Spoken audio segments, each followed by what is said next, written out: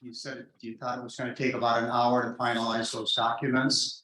And do I need those to incorporate? So my hope was that those you would have done, and then I could take them to do that in corporation. Is that right? Incorporate, yeah. Yeah. I Hit your mic, please. I apologize, Mr. O'Brien. I do have them done. And I just haven't sent them to you. So I will send them to you. And as far as your request tonight, obviously it's the board's decision, but as far as your documents are concerned, they're ready and I will get them to you tomorrow. So, yeah. Thanks. So that was one thing. Trying to work forward on this. Is there some kind of conditional approval I could? Well, you've had preliminary plat approval conditional upon this getting done. I think So that allows you. was that I needed to address the finalization of that and then the incorporation of those.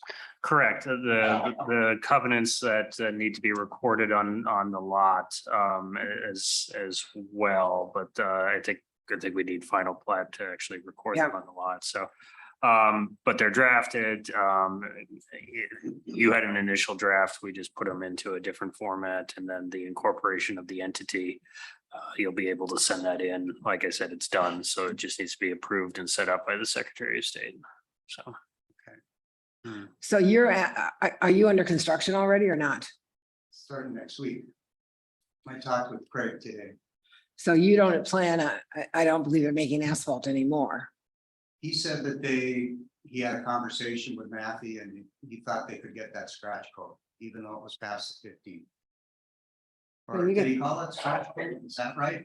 Base course. Base course, yeah. And then the wear is on the top. So The town's ordinance doesn't allow paving after October 15th unless the board gives approval contingent upon the weather being appropriate for that paving. He said it's a short project, 2 weeks tops. Again, it's up to the board whether to give that option. Yeah. Again, assuming that the The weather. temperature is correct on the day you want to pave. And there's no frost in the ground. I wouldn't want to spend the money and not have it.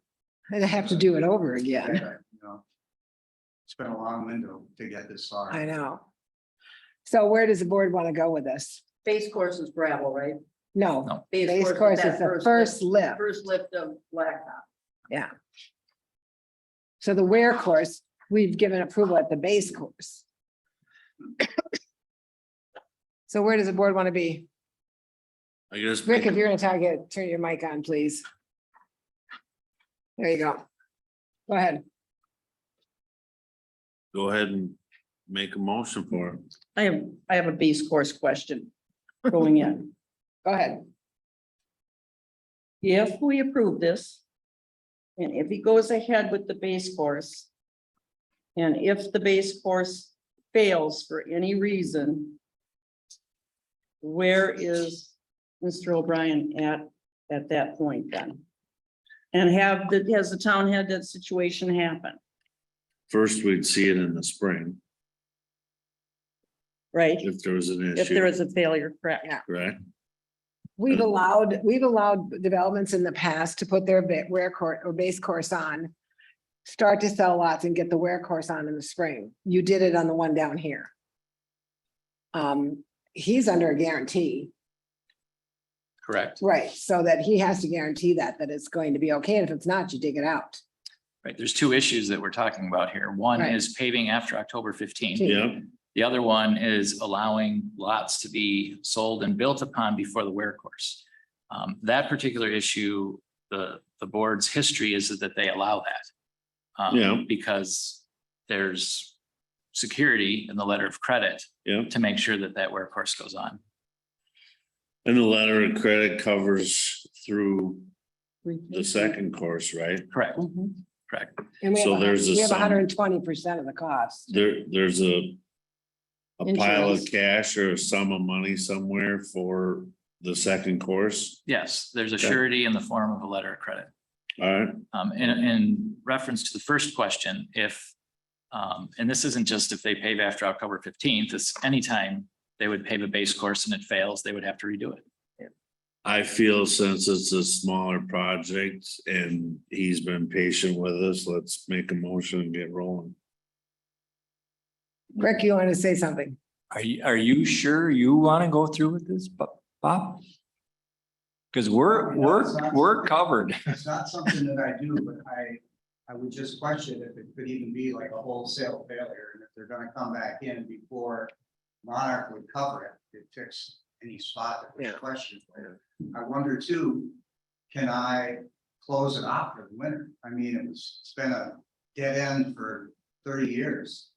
And I put a cable across there and limit access because it's gonna be a new seating, you know, I don't want. You can close it off because it's not considered a town road until the final plat. I would like to do that. I think that would even assure more that there'd be no traffic over it. Yeah. know, You can do less- whatever you want to that. Less of a potential to Yeah. have anything Yeah, get dug up or fail. yeah, you can definitely do that. What would you think then? Typically, would there be a problem if the base course was good and the gravel was all right and compacted? There shouldn't be with a, If the gravel, passes a roll test, which I think you probably talked about at the pre-construction meeting. The gravel passes the roll test and the base course is put down in the correct temperature range and there's no frost under, in the ground. All the conditions are correct, then the installation of that wouldn't be much different than any other time of year. As long I as you're think, meeting those conditions, which in the past the board has allowed. Yeah. But has also put it on the town engineer to decide if those conditions are correct. Yes, so how about if I take a shot at this and we'll see if you all agree or not. I'll make a motion to approve that the major plat of Arbor Ridge is allowed to go forward with his construction and to put his wear course of asphalt on there upon approval of our engineer to do so on that day with the temperature. And that once the wear course is installed, he can sell lots that he has there, and then he will have the, I said wear course, the base course, I meant the base course, and then he can install the wear course in the spring. Is there a second? Second. Any other discussion? Yeah, in the motion, do we have to also put in the condition that come spring, if any damages occurred, that it has to be reviewed? No, that's under the Okay. plat, that's under the Okay, ordinance. perfect. I wanted to make sure it was, Just make sure that I corrected myself, that it was the base course in that motion. I said wear course, I meant base course, and then wear course at the end. Are you okay with that, Bob? it sounds. Okay, how it should be. all those in favor say aye. Aye. Opposed? You're on your way.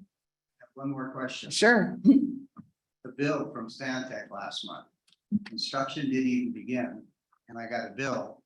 And I talked to the guy out there cutting the trees, and he said some gal was wandering around and he had to get off his machine. He said, "What are you doing out here?" And she said, "Well, I work for the township."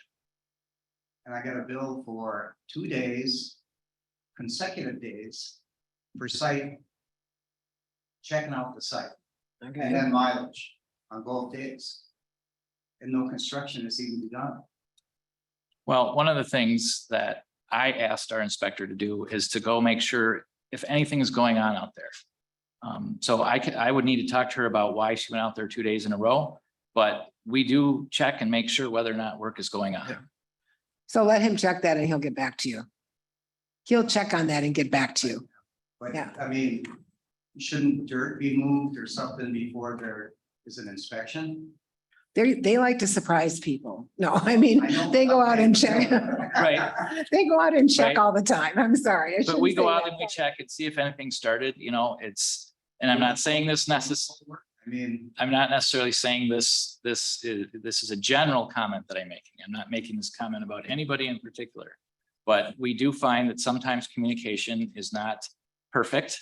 And so we do go and we double check what's going on a site, especially after it's our understanding that it was supposed to start and that things are supposed to start happening. right, but I mean, So- we could have done that with a phone call, you know, where Well- Doug or that Zach or myself. Well, and I think probably at the pre-con, my guess is that we had talked about, the contractor letting us know when they're going to start. And And if that we was- don't hear and we don't hear and we don't hear and And that's what he So- said today. He said, "I haven't even called them yet." Yep. He said, "Why are they out there?" Thank you, sir. now there has been some tree clearing, correct? Just trees though, Yeah. but I mean, it was $210 and where's the mileage charge come from? Well, from their start of where they start in the morning, from the office. But isn't that like a federal deduction you take as a business, not pass on to the? Mileage is part of what we do. Yep. But I'll talk to her about that and I'll make sure that everybody's on the same page going forward. Would it be, I mean, 2 days in a row though, that.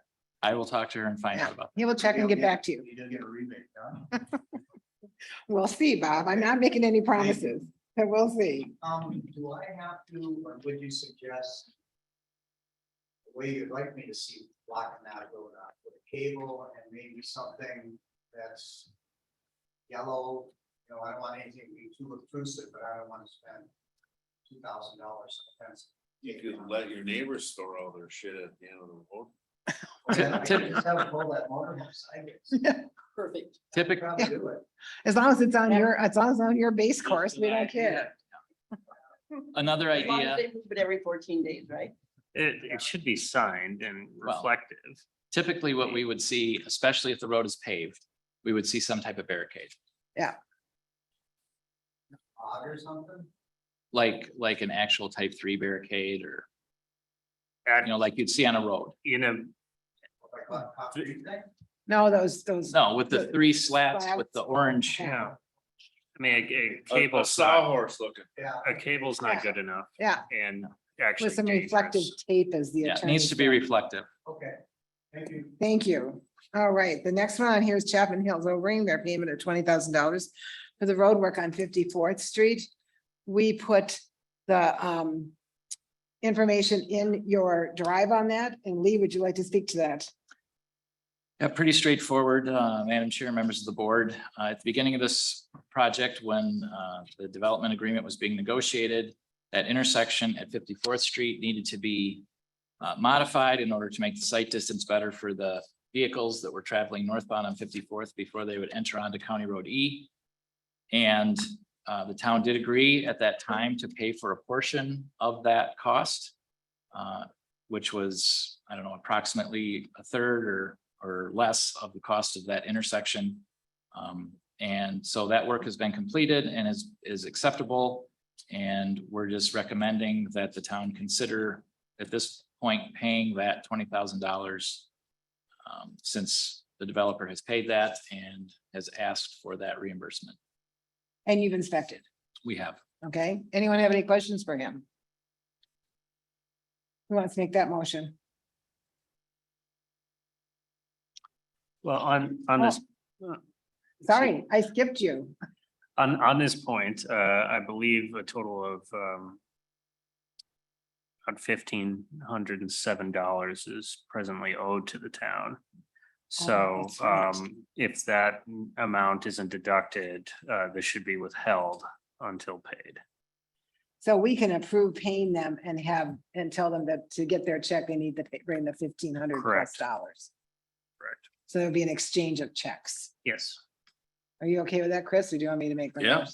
Okay, go ahead. What was the amount? The amount is 20,000 that we owe him and he owes us approximately 1,500 And in- $7. and $7. Yeah. And so if he wants his $20,000 check, we'll have an exchange.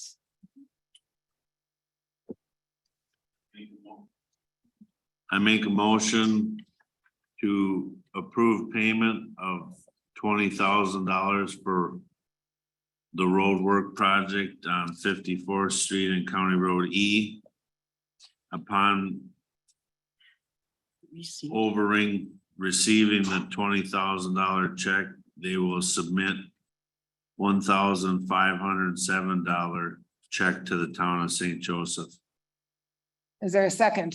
Second. Any other discussion?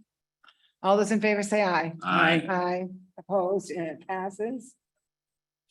We have 2 public hearings tonight that we will be delaying, as in they will be on the agenda for next time, but since they're both scheduled at 7 and 7:15, I'm gonna open and close them. The ordinances were not ready until last night. They're on and they're later on in the agenda that will approve them for a public hearing, but at 7 and 7:15, I will open and close. On to the major road project, Perch Lake Turf Establishment issues. Madam Chair, members of the board, as you may recall, we did identify some areas where the turf has not taken on Perch Lake Road on the north side of the road up towards 60th Street. We have spoken with the contractor about completing the warranty work on that issue, and they are planning on coming in the next couple of weeks. They will, at this point of the year, we were too far from the growing season to put down regular seed, so they were putting down dormant seed with the full understanding of both them and us that they will probably have to be back in the spring to touch that up. So that is being scheduled to get done. So that we will continue to follow through with that issue as needed. Anyone else? On that? Okay, on to the next thing, update on Church Street and the resident meeting. The Church Street project, we are just about finalizing the plans for that project.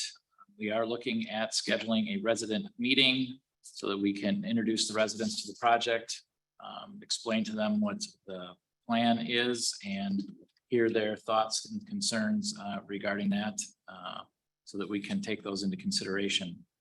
The date for that resident meeting that we're looking at, I believe November 17th is a Thursday. And we would be looking at scheduling that somewhere in the range of 5 to 7 or 6 to 8 or something along those lines. But we will send out notifications a couple weeks in advance of that date, if the board so chooses to set that date as the meeting date.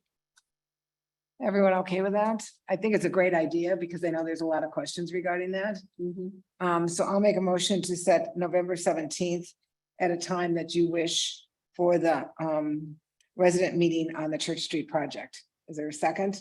Second. Any other discussion? All those in favor say aye. Aye. Aye, opposed, it passes. And then we're on to the conditional use permit that you just submitted for county.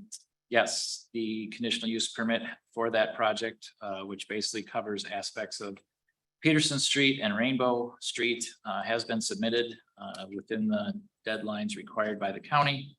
And the Board of Adjustment meeting to consider that conditional use permit is on December 1st.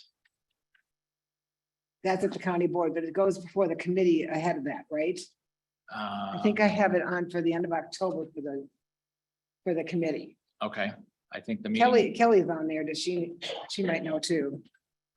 Kelly, do you know if there's a pre-meeting to the Board of Adjustment meeting?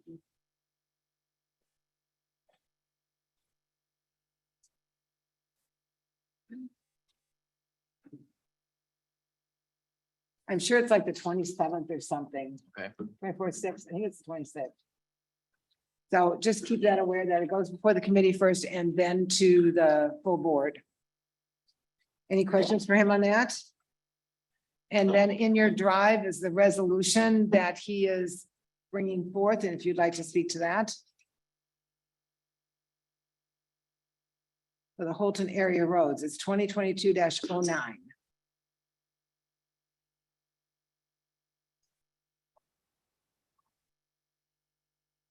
Let it up here. I know it's slow sometimes. There it goes. Go ahead. All right, so in Holton, where we're doing our project, the roadway widths are narrower than the standard town road widths. As we had already considered this issue for Church Street about a year ago, we are looking at Peterson and State Street as well, building those back to a width that is less than the town standard width. Reason being is the existing conditions preclude us from really being able to successfully build those roads to the standard town width without creating issues of needing to gain property from the adjacent property owners and the like. So as the state allows, as long as the town passes a resolution agreeing to and authorizing these widths, the town can go ahead and commence with the project at these narrower street widths. For the most part, we are going to be widening slightly in most areas.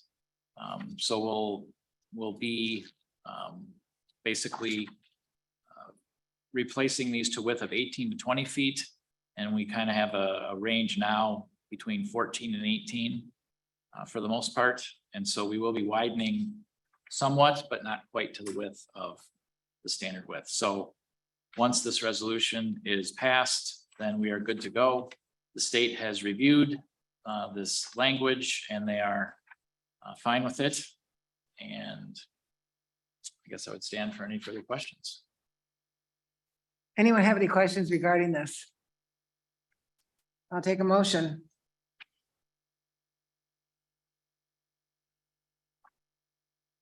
Oh,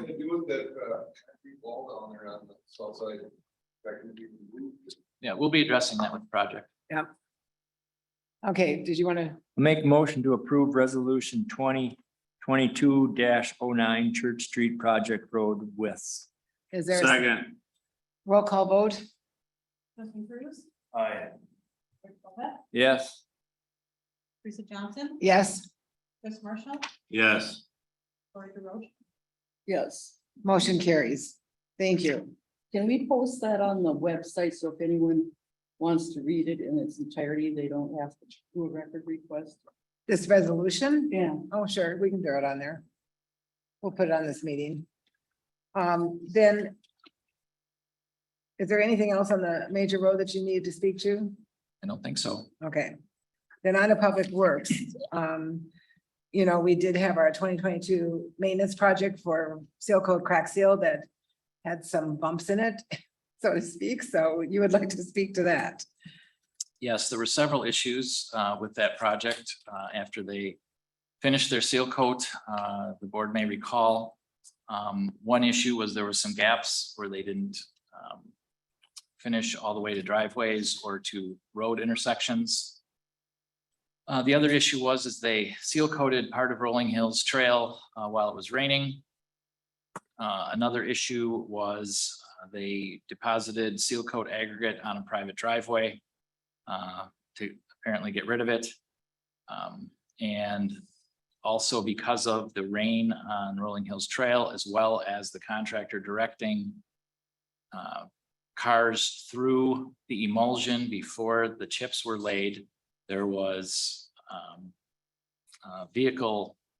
the emulsion got on the vehicles that needed to be cleaned. So as far as those issues are concerned, at this point, the gaps have been addressed. The seal coat aggregate that was dumped on the private road has been addressed, and we've received feedback from the residents that they are satisfied with that job on the private driveway. As far as Rolling Hills Trail is concerned, the contractor is going to have to come back next year and reseal coat the section that was rained on. And the vehicle cleaning that needed to be done, we have a spreadsheet with the costs and the receipts for the residents who experienced that issue. We do have a pay request before the town in the amount of $177,359. $177,359.81. Of that, there is a retainage, which is standard with pay requests. We always have a retainage of $10,504.73. So along those lines, the vehicle cleaning costs earn a total of $2,620. The town board also asked what the hours and the expense was going to be for us to deal with these issues on the project. And so as of last Friday, because we don't have this week's hours, which should be pretty minimal, but as of last Friday, we had 26 hours of time working with the contractor on resolving these issues for a total of $3,571. Anyone have any questions for him? One more thing, Okay, go ahead. I did send an email to the contractor earlier this week with some options as far as getting the residents reimbursed for their vehicle cleaning.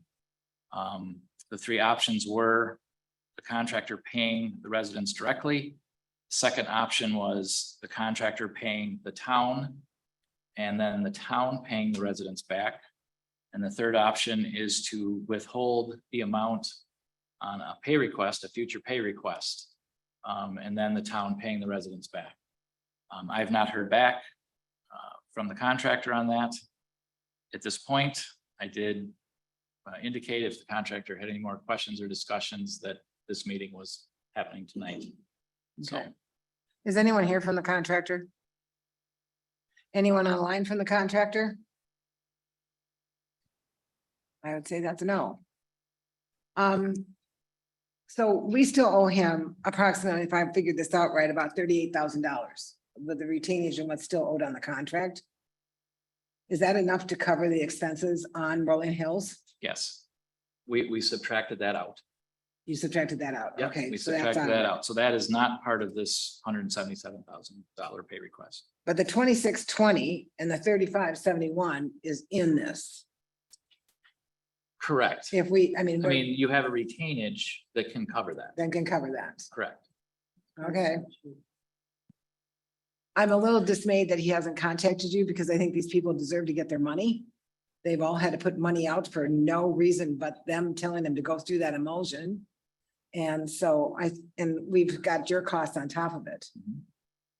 So where's everybody at on this? Because I think we can either pay this pay request as it is and use the 10,000 retainage to pay their bill and pay the residents, or we can deduct it off the pay request if we wish.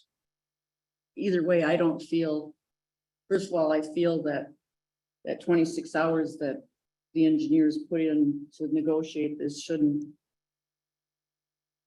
we shouldn't have to incur that cost. And as far as the individuals for their automobiles, the bills, we have the copies of it, and it's very consistent from one to the other, and all of them had them done by different people. Yeah. So everyone knows that, so it's very upfront on the part of what these people are asking, and it's a reasonable amount. I don't feel that our citizens should have to do their own bickering to get this money, nor do I feel that they should have to wait to be reimbursed when we have the means to cut each of them a check for the The damages. the damage to their cars and the inconvenience to them. To have their cars detailed and to that degree in order to get them back to the way they were. So I'm in the camp that I'd like to see them reimbursed. And I expect that they should pay for the 26 hours. That's not within the scope of what our engineer would be doing. Because that 26 hours includes you re-inspecting all these roads again. It includes a All lot, these a lot of issues. different things. Yeah, all those issues along with this. And we've Correct. got the retainer to cover anything we put out. We have a retainer to cover. My thing, and I guess Chris, if the Chris engineer Nelson, maybe you can different. raise it, weigh in. Is it cleaner for us to just deduct this from our pay requests and keep that retainer to make sure we get this done next year? I mean, that's kind of where I'm a little uncomfortable, just using the retainer for it. Me too. You know, because that 38,000 includes that 10 grand retainer, and I'm just feeling like we're cutting ourselves short. Can't we just take these two amounts, deduct 6191 and deduct it from our pay request to them and say, we're deducting this for this reason? And we'll see you in the spring. I think that certainly seems reasonable, and I would agree about your hesitation to dip into amount that's dedicated for something else. Yeah, I am. Related to this. I mean, I think it's acknowledged that the amount is owed. They've been provided an opportunity to work with us on it, and so far have declined. So there's not a question of fault here. I feel like that's been acknowledged. So keeping the funds to cover that seems reasonable. How do you guys feel down here? So how much money are we gonna, how much? Well, the pay request, We need like $30,000 next spring to fix the road. right now, we have 28 plus the 10 retainage approximately. And that, okay, so And we're he's covered. saying the We're 28 covered were on that, covered, but okay. I mean, you know, what if we can't, what if they don't do it? I don't know. What if? So am I hearing that the board is considering to deduct, is it the 6191. from the 177,000, Yeah. redo the pay request, send it back to the contractor, and assuming that he signs it, then that's what would get paid. That's what I'm saying. That Is that what you're process comfortable sound with? reasonable?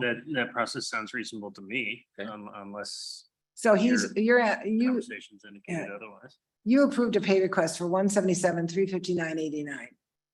That's what's on here right now. Correct. And I'm saying if you take the 61.91 off, that leaves us with a pay request of 171, 168.89. And we could make a motion to that tonight. Then you could redo this and the clerk could write the check. Correct.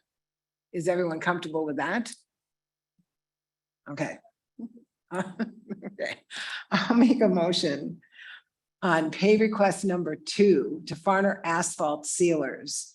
That instead of paying them the $177,359.89, that we pay them $171,168.89, which will deduct $2,620 from their bill for payment to the residents who incurred costs of being put through the emulsion, and $35.71 for the bills that we've incurred from our engineering firm, for a total of $66,191.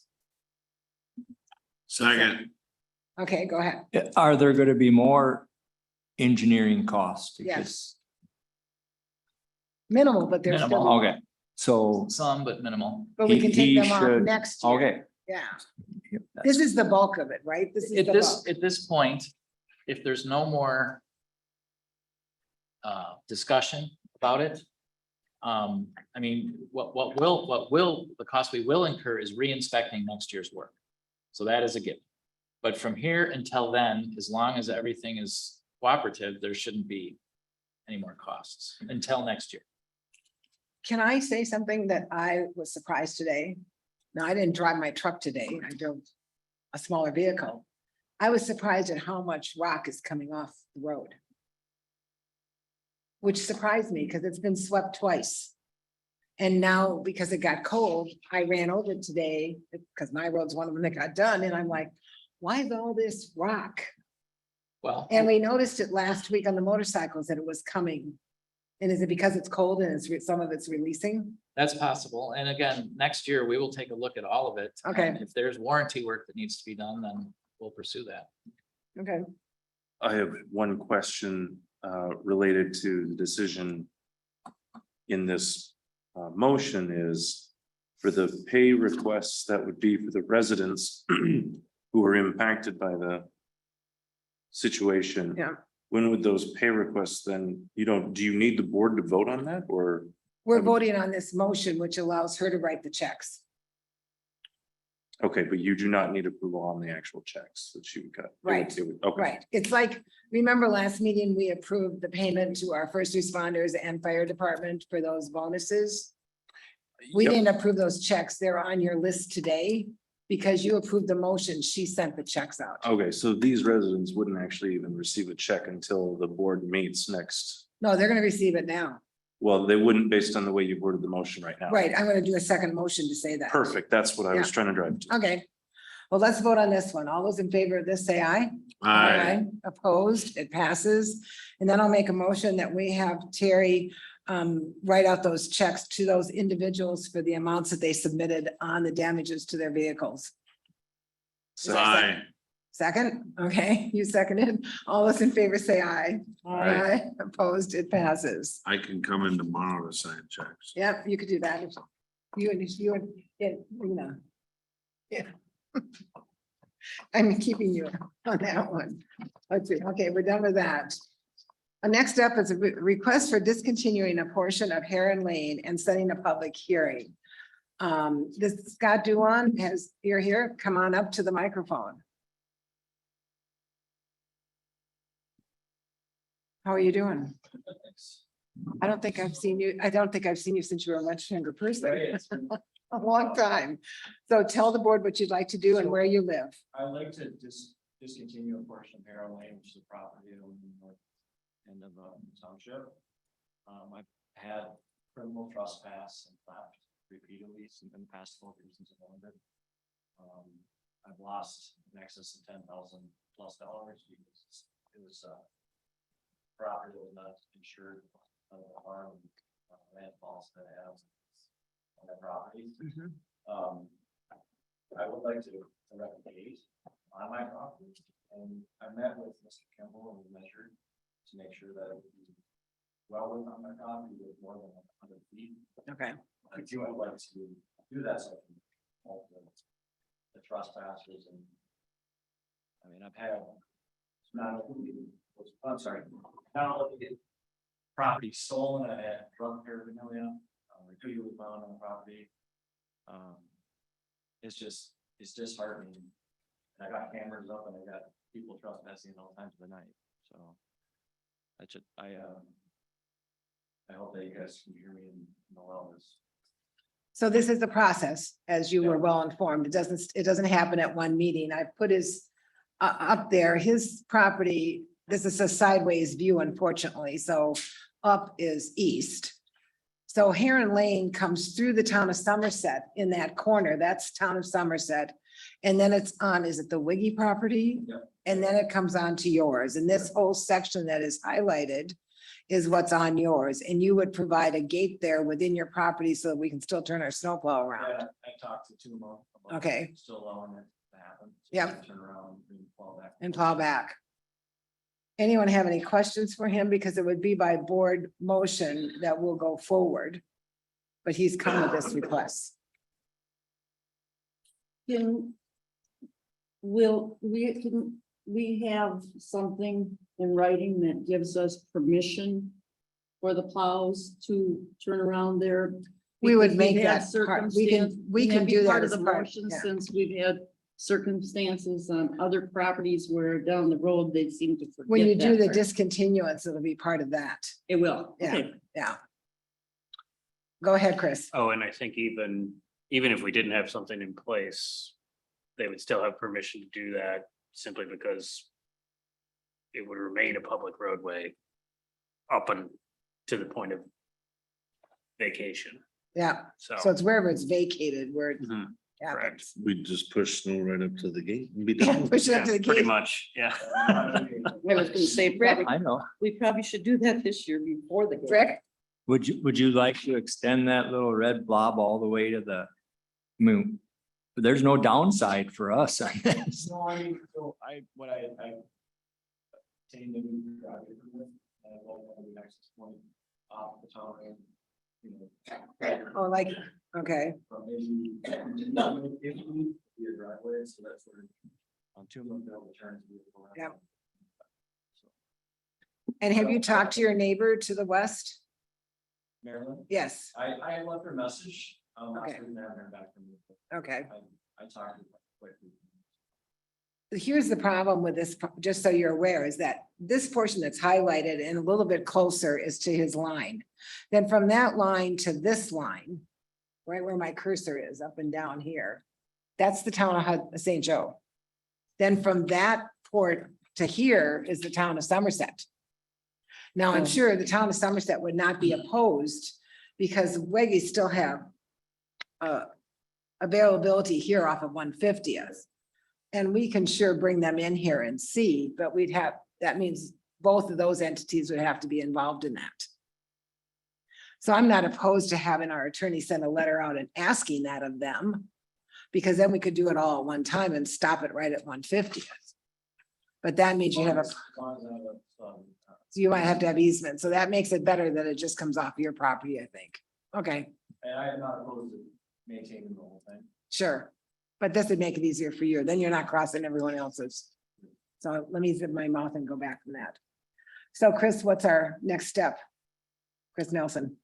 Well, I believe we need to have a public hearing on it and then we can vote on vacation. Notice will have to go out to, I don't know exactly what, we'll find out, but notice will have to go out to people within, I think, 300 feet or so, but there's really only one lot that's gonna Mhm, receive yeah. notice of that. So, There's two properties. Two properties. One within the town. okay, one in some- so notice will go out Yep. and then we'll hold the public hearing and then they'll vote on discontinuation. Do we have to do a resolution at that time also? Yes. Okay, so that all happens at the next Yeah, meeting. and we can prepare that. So. Do we need to have any specific surveying done to do this because it's a partial road? I don't think well, let me look at the land records to see whether or not we would need surveying. Looking at it right now, I doubt we would, but we might need, looking at it now, I doubt. We would. Okay. Jay, you wanted to say something? Come on up over here. You can stand if you want to just come to that one and turn and hit the button.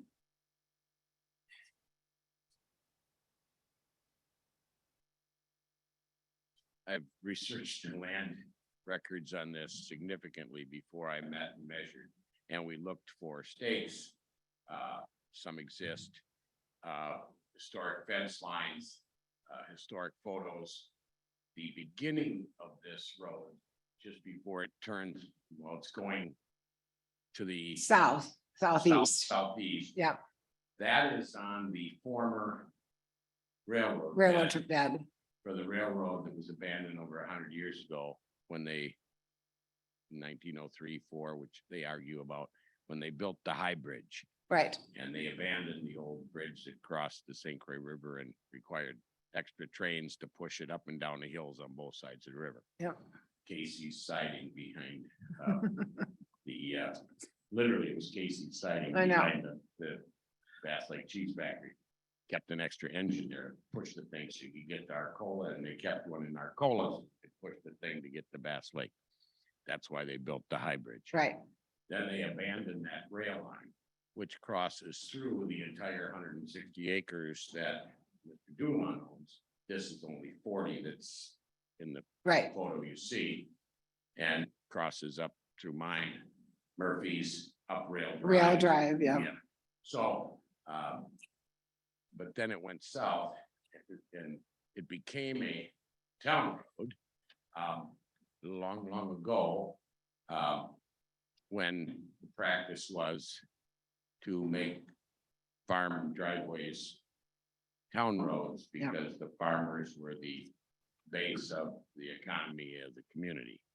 And so then the town plowed all the farm roads that go into the farm homesteads. That can no longer be done, and we've seen a number of those farm roads abandoned over the years. The issue here, which is why we're only abandoning or discontinuing the portion highlighted in pink there on that map, is that beyond that to the north, it adjoins properties which are not Mr. Dulon's, or abuts properties which are not Mr. Dulon. So in order to abandon the entire road, which would be the common sense thing to do, you need two communities to hold identical public hearings. And you would need surveyors for the Wades and I think it's Somerset Property Town, LLC. yeah. Which is the other person in Somerset to the north of Dulon property to provide easements that got recorded on the deed, and it's gonna be a lot easier Yeah. to build a new road for the costs involved with all of that. So what will solve Mr. Dulon's problem with the continuing criminal trespass of significant felony level that he's endured, will only abandon the portion that is on his property. Yep. And based upon the current and past aerial maps, the county's map, GIS, as well as my physically being there. It was an interesting long day. I was tired. We found the old fence lines that were the fence line for the farm, which is separate from the fence line for the cattle that used to be on the Wiggy property, or the cattle that were maintained on the Kledke property, Mr. Dulon's property.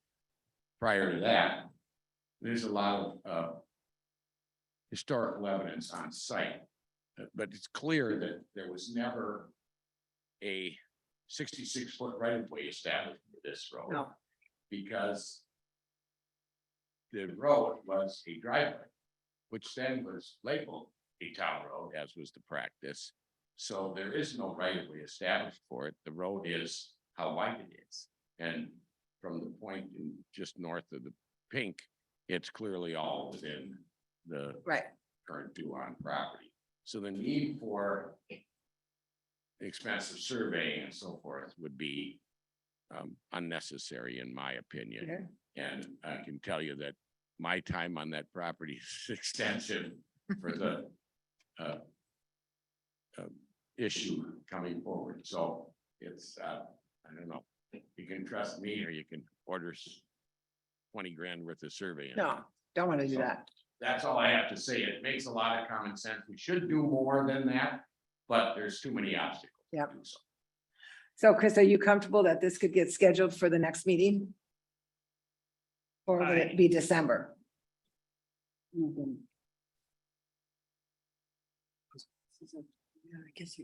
I think this is probably more likely to be December.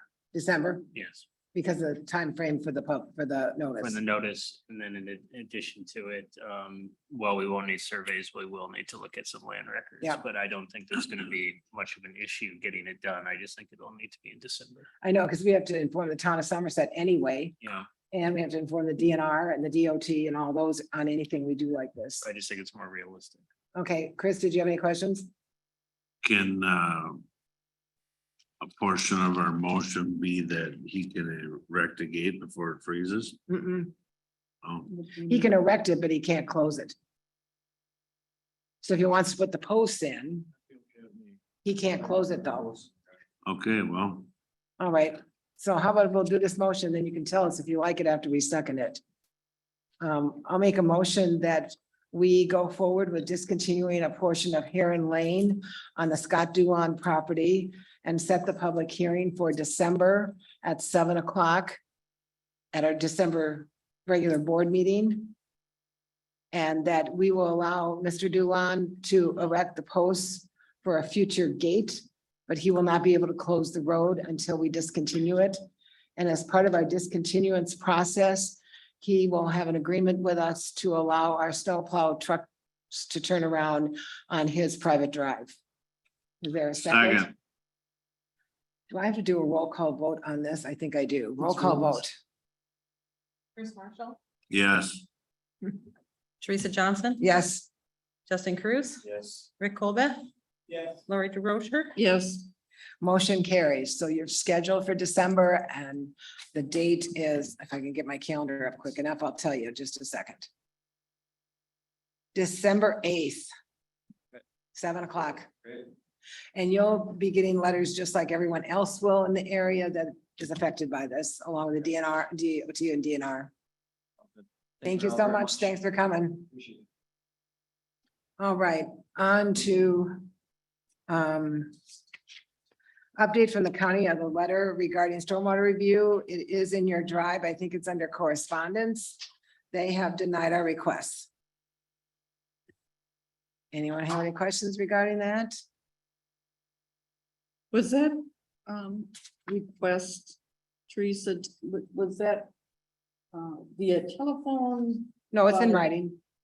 I never saw a copy of that, or I don't recall seeing a copy of that. in Yeah, the drive. because you guys approved it going, so it was in your drive. I'll get it. I'll have to find it for you and send it to you again, but it's in the drive. The actual letter. The actual reflecting- letter that went out. Okay. And then this is their letter in return. So And now that you know. was decided in July, right? It, look, September 26th is the date of this letter, was after the last meeting. Okay, Any other questions regarding that? Otherwise, we'll move on to stormwater review. There's a resolution of 2022-11 in here for the stormwater review of the infrastructure in the town. I took a stab at this. Anybody has any problems with it, just speak up. It talks about the fact that we need to inspect our stormwater infrastructure of the town that is within the subdivisions and managed by homeowners associations. There has not been a procedure in place to inspect and repair stormwater infrastructure in the town. So therefore, let it be resolved that the board meeting in this session will implement this procedure. The procedure allows that the clerk treasurer will provide the town engineering firm with a list of all the subdivisions with stormwater infrastructure identified in a homeowners association document or a stormwater management documents, or both. The town engineer's firm will inspect the stormwater infrastructure within the subdivisions each year after the spring. Teresa, I don't mean to interrupt you, but it is 7:03. Oh, my goodness, thank you. I'll stop speaking there. I'm going to open the public hearing for chapter 168 subdivision and inform everyone that there will be no public hearing tonight because it is delayed because we did not have the ordinances ready for it. So therefore, the public hearing is now closed. Thank you. Thank you. On to this, the cost of the inspection report will be paid for by the homeowners association or the residents of the subdivision. Yes, I have one. Is now the right time to suggest a word, to add a word? Or no, I'm gonna wait till I'm done talking. An inspection report will be generated and sent to the clerk treasurer's office and to the homeowners association. If there is no contact for the association, then a report should be sent to each address in the subdivision. In addition to the report, a letter will be included explaining the report, identifying the required maintenance that needs to be done. The homeowners association will have 60 days to perform that maintenance and inform the clerk treasurer's office when it's completed. Once any required maintenance is completed, a follow-up inspection will be performed by the town engineering firm. If the homeowners association or subdivision fails to perform the necessary maintenance, the town will complete the required work, charge the cost to the homeowners association or to each property in the subdivision. If the homeowners association or landowners fail to pay for the maintenance repairs, those charges will be added as special assessments to their real estate tax bill. What did you want to change before we get into discussion? Just in sentence 2 there, or paragraph 2. Yes, Where it says the cost of this inspection report, yes, I think it would be appropriate to say the cost of this inspection and subsequent. okay. It makes more sense with the rest of the wording. Inspection and subsequent. Okay, we can do that. Anyone have any questions about this or any changes they'd like to make to it? Yes, The last point there. If anything's not paid, all these charges will be added as a special assessment to their real estate tax. You mean each individual homeowner? yes, How? So you're just gonna divide up the the bill. lump sum of the bill and Mhm. If you remember that stormwater area that was blown out in a development over there by Holton School, at the time that that happened and needed to be repaired, we fixed it. They were not sure and they said, well, we'll just put it on your tax bill. And that's when the homeowners association coughed up the money because they didn't want to have that done. And I'm not saying there's a lot of them, but you've been contacted by a homeowners association who's experiencing a problem here. And they're asking for the town's help in determining how to fix it. And since our engineering firm is the one that approves those plans to the developers at the time it's done, not that it was Stantec, it could have been 25 years ago. It gives them an opportunity to figure out what's wrong and how to fix it.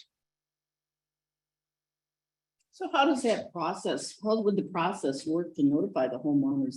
We don't just. Well, my intent would be that we would send this out to all the homeowners associations because the clerk's office, and correct me if I'm wrong, you've compiled a list of all the developments that have these documents. So now we can notify them that this is the process and procedure. And if someone decides they want to complain about it, they can sure come in here and see us.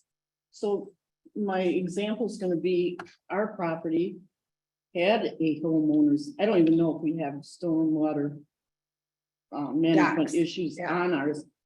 But our homeowners association expired 20 years ago because it was never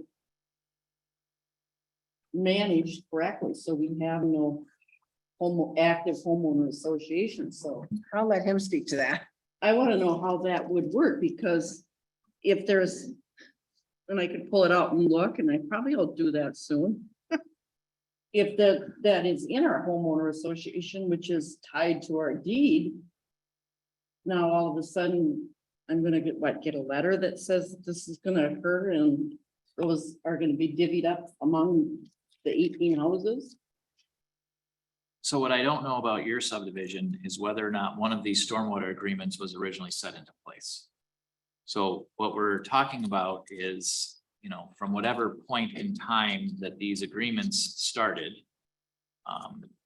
Each subdivision, especially in the last, 5-10 years, that I've been involved. Every subdivision that comes through has one of these stormwater management maintenance agreements. And so it requires, a homeowners association. And so those associations have to stay in place because of all of these agreements. So, and the way it's supposed to work is the homeowners association is actually supposed to be being proactive on these issues. And so the town wants to make sure that that's happening. So it's in theory, it's possible that once we send out the notifications to all the homeowner associations, one of them may say, hey, here's what we've been doing. Here's our documentation of the maintenance that we've done. And it may be a very quick cursory look at what they've done.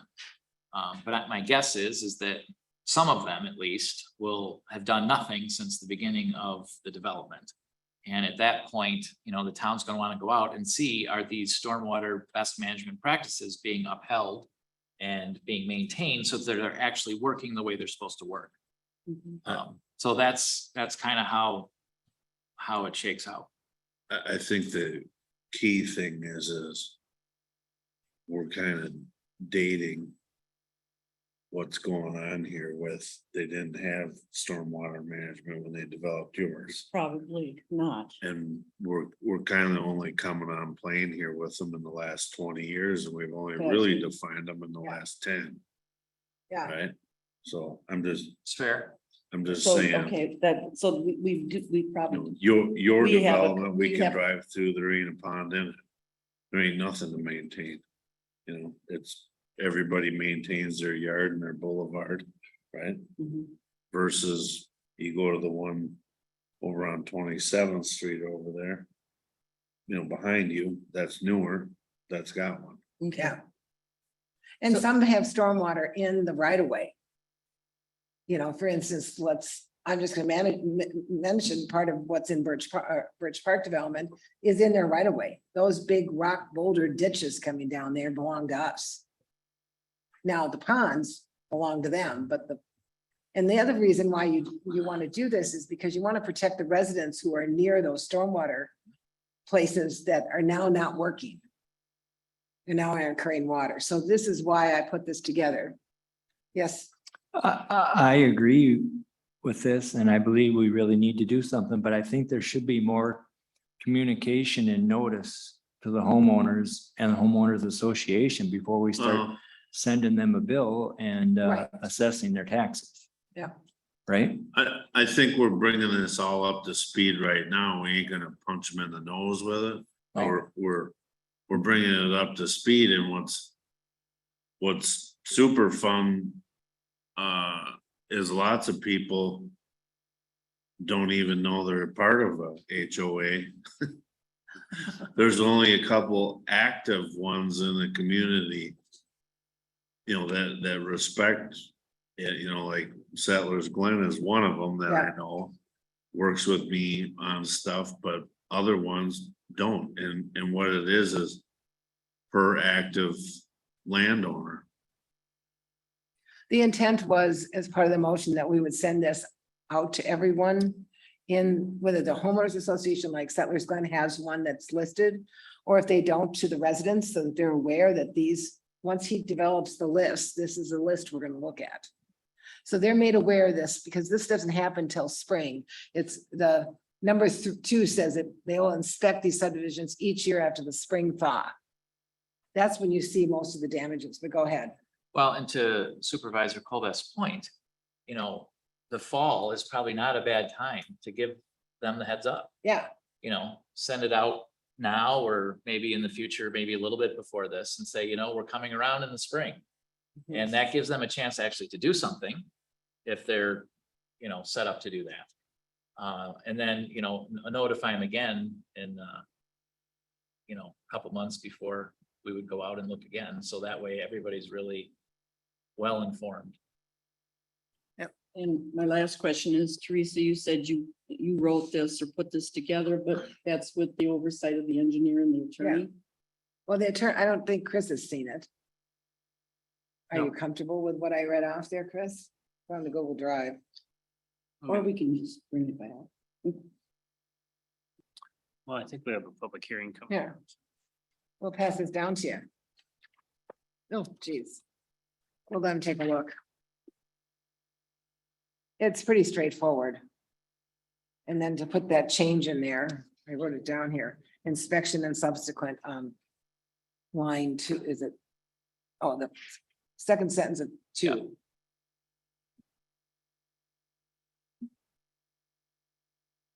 Are is the homeowners association gonna question if we have the power to start cleaning up if there's big messes or damages?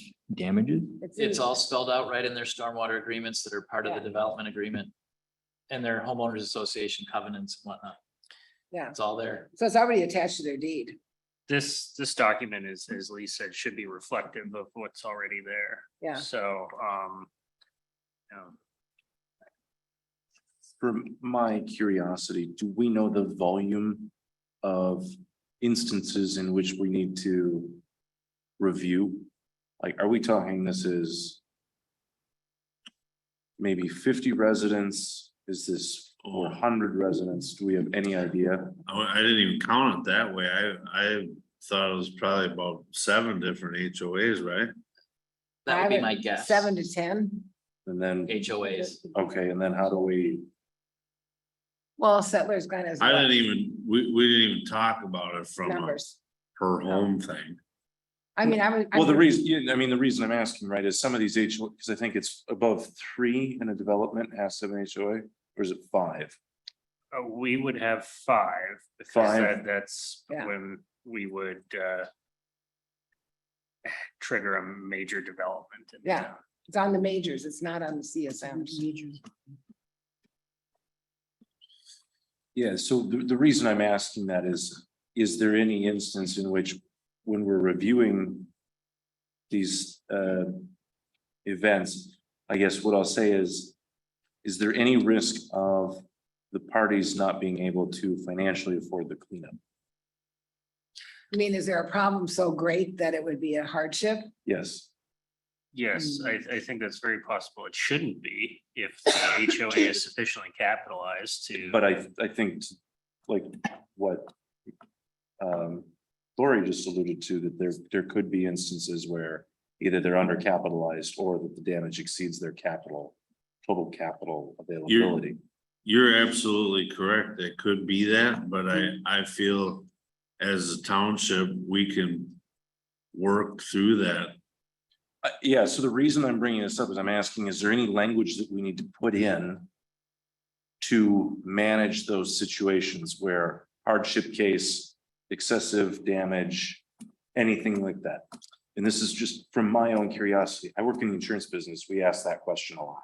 I think the option to address or mitigate that would be the assessment process, which will provide time for each of these individual homeowners to pay. So if a person can't pay their share of the cost, they'll have a matter of years in order to pay it off. And I think that's the opportunity.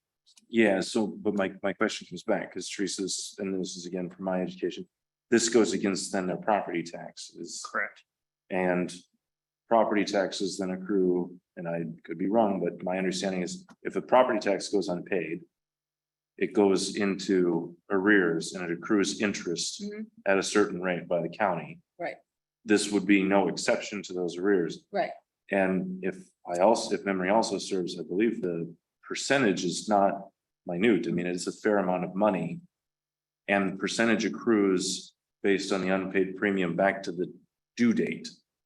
That's So- correct. So what I'm asking, the reason I'm coming back to this is there a case where we could put someone into hardship?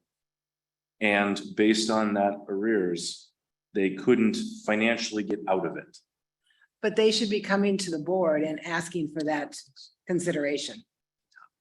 So in other But words, let's take. yeah, but I'm this. going back to your document here, and what I've heard so far tonight is there is no method for them to come and say, I have a hardship case. There's always, I mean, it's no different than your dog license, or your dog pickup. We've had people come before us and say, I can't pay this because it's $380. Can you let us go for 2 months? We just did one not long ago, this last year, that we left her pay it off in 3 months. So anytime you're charged, I'm sorry, go ahead. Oh, no, I was just saying, you can select the time period in which it's gonna pay off. You can select the interest rate for the assessment, and then there are certain hardship exceptions that can be available. They're very limited. But a person certainly does have time to pay. Ultimately, they're all under contract to pay anyway. So there No, is that aspect of it. Yeah, I don't disagree with any of that. I'm just trying to understand if we need to spell any of that out anywhere in at our level where there should be a place to review, a place to discuss. Like myself, I didn't know that you could come and ask the board for a special hearing or anything, or an appearance at a board meeting. I really think that will take place at the assessment hearing. If it actually does Yep. get to this point, which would be hopefully unlikely and probably unlikely too. I don't think a homeowners association for the most part is gonna want this. But at that time, through the assessment process, that can be addressed. Every time there's an assessment imposed, that type of thing will be addressed by this board. Sure. And then there's always the opportunity to offset some of the total of the cost by the town. Okay, thank you. And that's all per statute, correct? Correct, the Yeah, assessment process that's is statutory. It's statutory, yep. Okay. Anything else from anybody on this? I guess that this is all very interesting, so I'm gonna go off the path for a second. Do you have an HOA at your deal where you guys meet and talk about stuff? No, we do not. It's not, Not for me. I think we're gonna find a lot of that way, okay? But that'll put them on notice. So, right, so I'm just putting it out there. That a lot of people are gonna be surprised by this, and we're gonna have to have elasticity here as a board. And here. Going forward, right? Yep.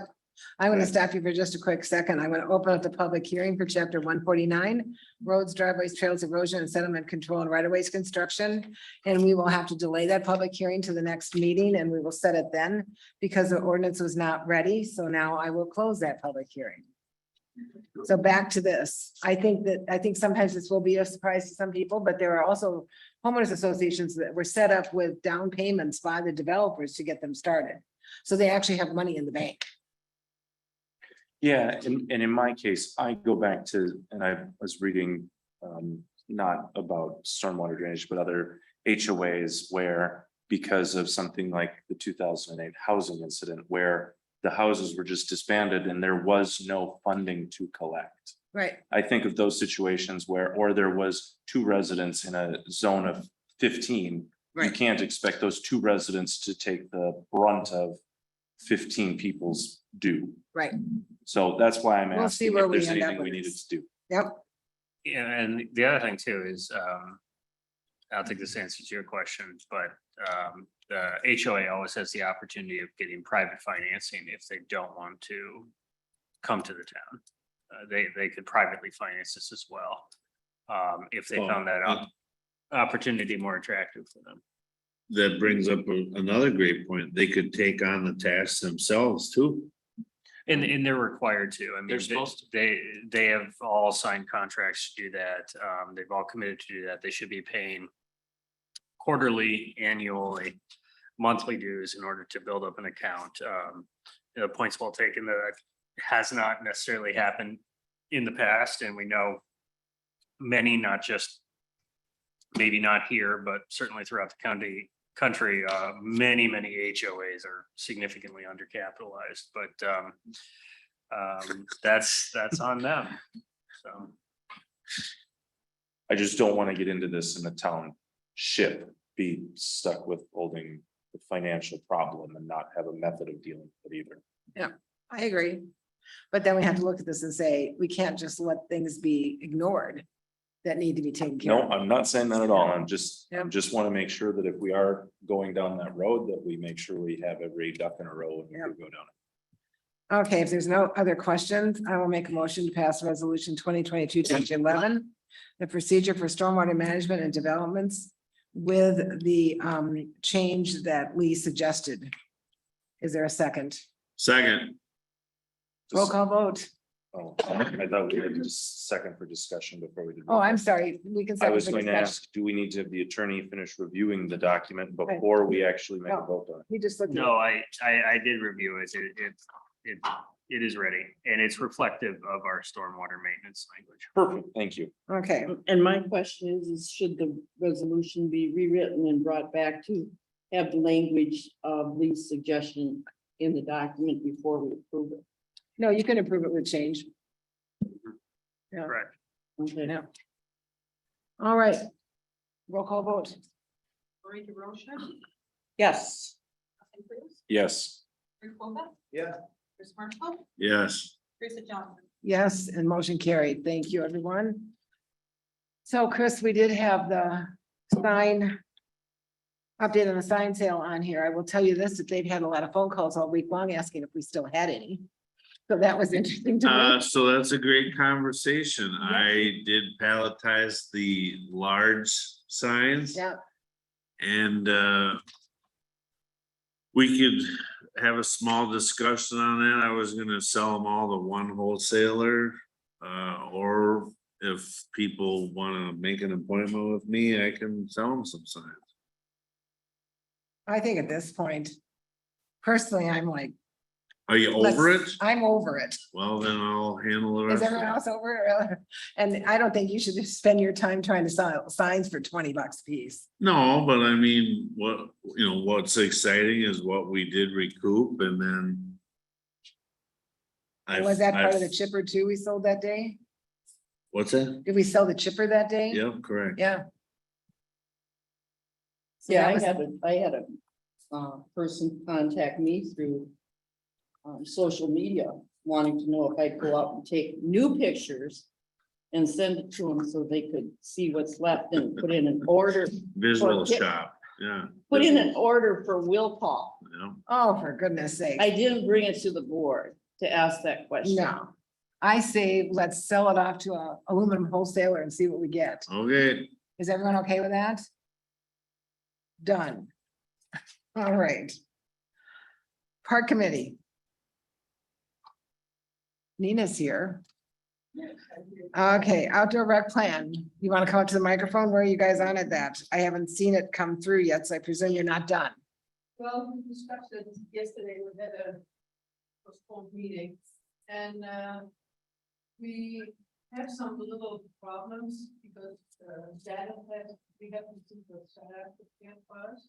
We have some comments, but we cannot add the comments, so we're discussing how to get it done, that we can bring the comments inside, doesn't get several pages to confusing our input. When we had it on the drive, we could write some comments on it, right? Now we cannot do that, so we were wondering what could be the best solution.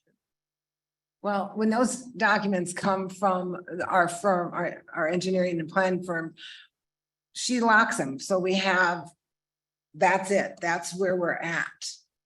Because then when people start commenting, then it starts to get muddy again, so I guess if you would like to, you could make a copy of it as a working doc and we can keep that one as a, does that sound good? So that they can put comments in it?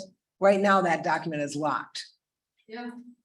So we wrote some pages separately with some comments, but we're going to have the next meeting and maybe before that we can find a solution, talking with Terry, how to manage that. She can put a working doc in there. I just don't want to lose that one. No, I understand that. Okay, so we'll see where you are on that. Then on the TAP grant award and update, you wanted to speak to that, Lee. I do. So earlier this week, we received the agreement form from the state for the TAP grant dollars. We have taken a look at that, and there are a couple of related documents that are referred to in the agreement In particular, the sponsored guide to non-traditional transportation and project implementation, That's a lot of words. which is a 177-page document that basically tells you all the things that you have to do in order to use this money appropriately per the federal requirements.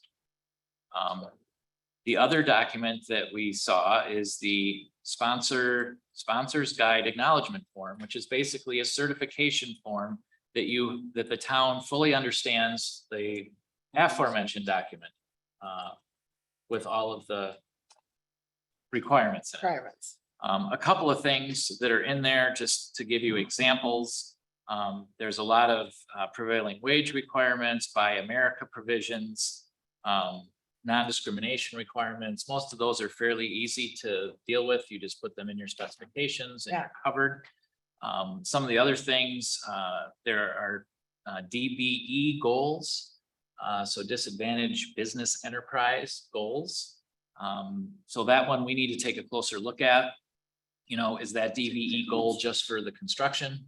Is that DBE goal included in your consultants who would do the work for you?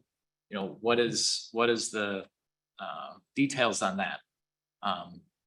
The requirements for consultants, a consultant has to be chosen based on, I'm not going to quote all the names and numbers of these documents, but basically it's a qualification-based selection process. So the town has to review at least 3 firms and then make your selection based on qualifications. Obviously, you know, some qualifications would include previously done work and, you know, et cetera, et cetera. But you do have to look and go through a process where you review at least three firms. And it is interesting, it does say right in the documentation that they do not want towns to base their decision based on cost. They want it based on quality-based selection. Okay. So, so those are just a couple of examples of the things that we need to get up to speed on and be aware of as far as, you know, what the town is going to need to do to actually be able to utilize these dollars within the regulations. And we feel obviously that it's very important that is well known before the town makes the final decision is to accept those dollars. Do we have a deadline on these? We do. First of all, the project as a whole needs to commence construction start. I think it's like 4 years from the point that you're awarded the dollars. We do have a couple of months, 2 or 3 months to look at this. I think they were hoping the town would make a decision by December. They're basing it kind of on their process for the next go round. I think they're kind of behind in that process, but they did say that by December would be sufficient. So we would hope to have a lot of this information back to the town for the next meeting or workshop or whatever, and you know, makes the most sense for the town to review these things. Do we have to go out for an RFP sort of thing for these firms? Or just send a letter out asking firms to apply? I mean, how does that work? There's a process. It's possible there would be, you know, again, I haven't done this process here in Wisconsin, but Okay, my guess is that there's some sort of a request for information. okay, You know, it might be a checklist, it might be, you know, a form to fill out.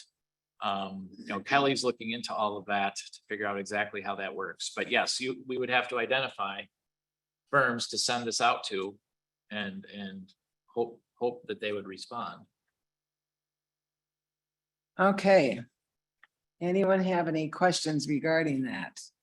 One other thing. Yes, Another item that might be helpful for the board before the final decision is made to accept these dollars is to speak with the property owners where the off-road trail is going to go. Because we need easements from those property owners. So to contact them and get a sense of their willingness to be part of this project. And whether that initial contact would be made by, you know, a town board member. Or if the town would like the town engineer to do that would be some good direction to get. Is it This 2 or evening. 3? I thought it was 2, isn't it? It's at least 2. I know Kelly is on the, Kelly, can you answer that? do you remember how many property owners it Yeah. is? Yeah, can you guys hear me? We can hear you. Can anyone hear me? Okay, it's 4. There's 4 properties. 4. Yes. How does the board want to handle that? Can you remind me how many dollars we're talking about? The TAP grant is $520,000. We are in the process of updating our cost estimates from the last time we went for this. So it will be more than that. The TAP grant only provides up to, I think, 80% Of the cost, project, of the eligible costs. And we have to come up with the other 20 20. and jump through all the hoops. Right, and my gut feeling at this point is that the $520,000 will not end up being 80% of the project. It might end up being 75% or 70% of the project. But you'll bring that back in November. Right, we will have our cost estimates and, you know, one of the things it doesn't cover is any costs for those easements. Right. So, So, well, go ahead. this was, excuse me, this was the grant that we were gonna go back for a second round, correct? There were 2 rounds of this and we were gonna refile. So there was the BIL, I think, had several. But this rounds. one asked us if we needed to update. Kelly, can you refresh our memory on that one? I know that you have the option of not accepting this one and then going for the next one. Yeah. I don't remember if, That is we- correct. I mean, So it's- in other If words, the board if- chooses to not, say that again. if the board chooses to not accept this grant money right now in this amount, you basically lose it and have to go back and refile at the next solicitation period. They did say there would be one, probably be one shortly. Otherwise it would be, again, well, I think it was January last year when we applied. So you would have to go through the whole process again and cross your fingers and hope you get selected again. Okay, thank you. Okay. I say that we wait until you come back with some information. And you want someone to contact these 4 owners or we have to decide if you're gonna contact them. right. How do we want to do that? Anyone want to knock on any doors? Or should we have the engineer do it? Make those phone, you will? 4 people? 4 people. Do you want to give him the list and the Get him a list. information? We'll get you the information. Then between now and November? Okay, so Chris is gonna contact them and you're gonna come back with more information in November. Correct. All right, anything else anyone needs to do on this right now? We got some time yet. On to the Hillside Play Slide at Town Park. So there's a picture in our drive of something that you want to apply for. Let me share. I'm not good about this, but I'm getting better. There it is. So this is not the hillside slide. No, no, no, no, no. Okay, so tell us what this is about. Well, that is because the. You need to speak closer to the microphone too. Game Time offers a small grant from them for. Closer. Closer. Can you hear me Yes, now? yes. Okay. So there's like between $5,000 and $8,000 for a small slide. And we have heard from some people that would like to have a small slide for the small toddlers. So that is what Janet found, and we're not stuck with this one in specific, only the idea to add to what we have, not the big slide, which we want to do next spring, to add that. I looked at the map there and the fall run, the problem I see at least is where we can place that. Because all the playground we have, all the equipment needs an area around for when they fall. And when we did this, it was calculated for the Right. equipment we have. There's a little space between that we could maybe use, but it's still too small for this one, which is a small one. I looked at another one. So I think we should, this is an offer now at this moment. But I think my personal feeling and when I talked to Janet also is maybe we wait.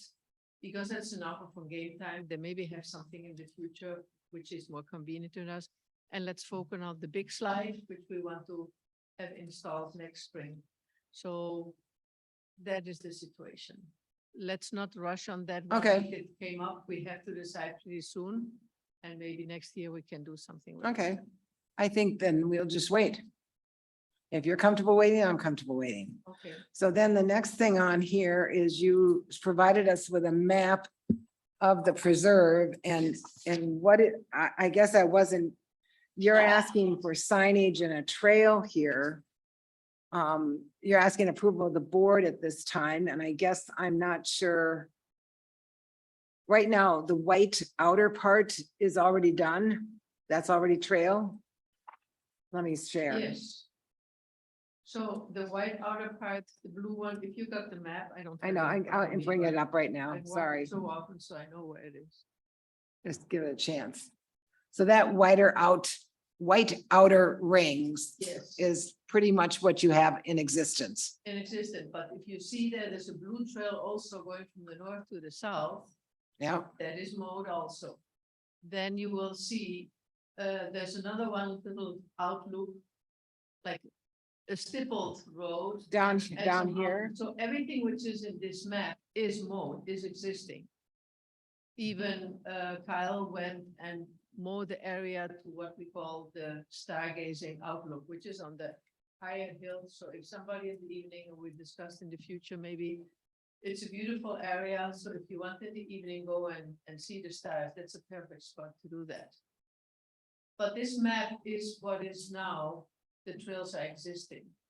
And the idea is to have now first two signs at the entrance and also by the county part. So people know that they're entering our park and also from the road, that's our St. Joseph Park. And those are the two signs we want to implement right now, ask for approval right now. And then we plan to put a kiosk up there with this map. And then along the trails to put some posts with some color signs so people know where they can walk. And where they are. And where they are, exactly, because it's confusing. It's a pretty large area, they're beautiful trails, but you can get easy lost there if you have not done several times. Has the board approved this map in the past? Okay, go ahead. You have to turn your mic on. I was just gonna say that the people online are unable to hear on our mics, and I was gonna say, can we give Nina, can I give Nina mine so we can finish this up? Well, she can go up there if she can't. It's just from being far away. It should be, they should be able to hear her. Yep. Maybe that mic works better. Meeting control, stop share. Never be a. That was- That people can always hear me. Yeah, you got it. Is it on? Yeah, now it's on. Okay, that was So back we at 7:30. created- So the trails on that map are implemented. So the white trail, the blue trail, and there's some stippled trail in white, which are connections to the outer trail and the center trail. And we would like to approve this map to have it there on the kiosk or maybe some places along the trail so people don't get lost. Because there's nothing now. And this is something in the future, if we change it, if we have a kiosk out there, we can easily implement it and change the map. But for now, to have something.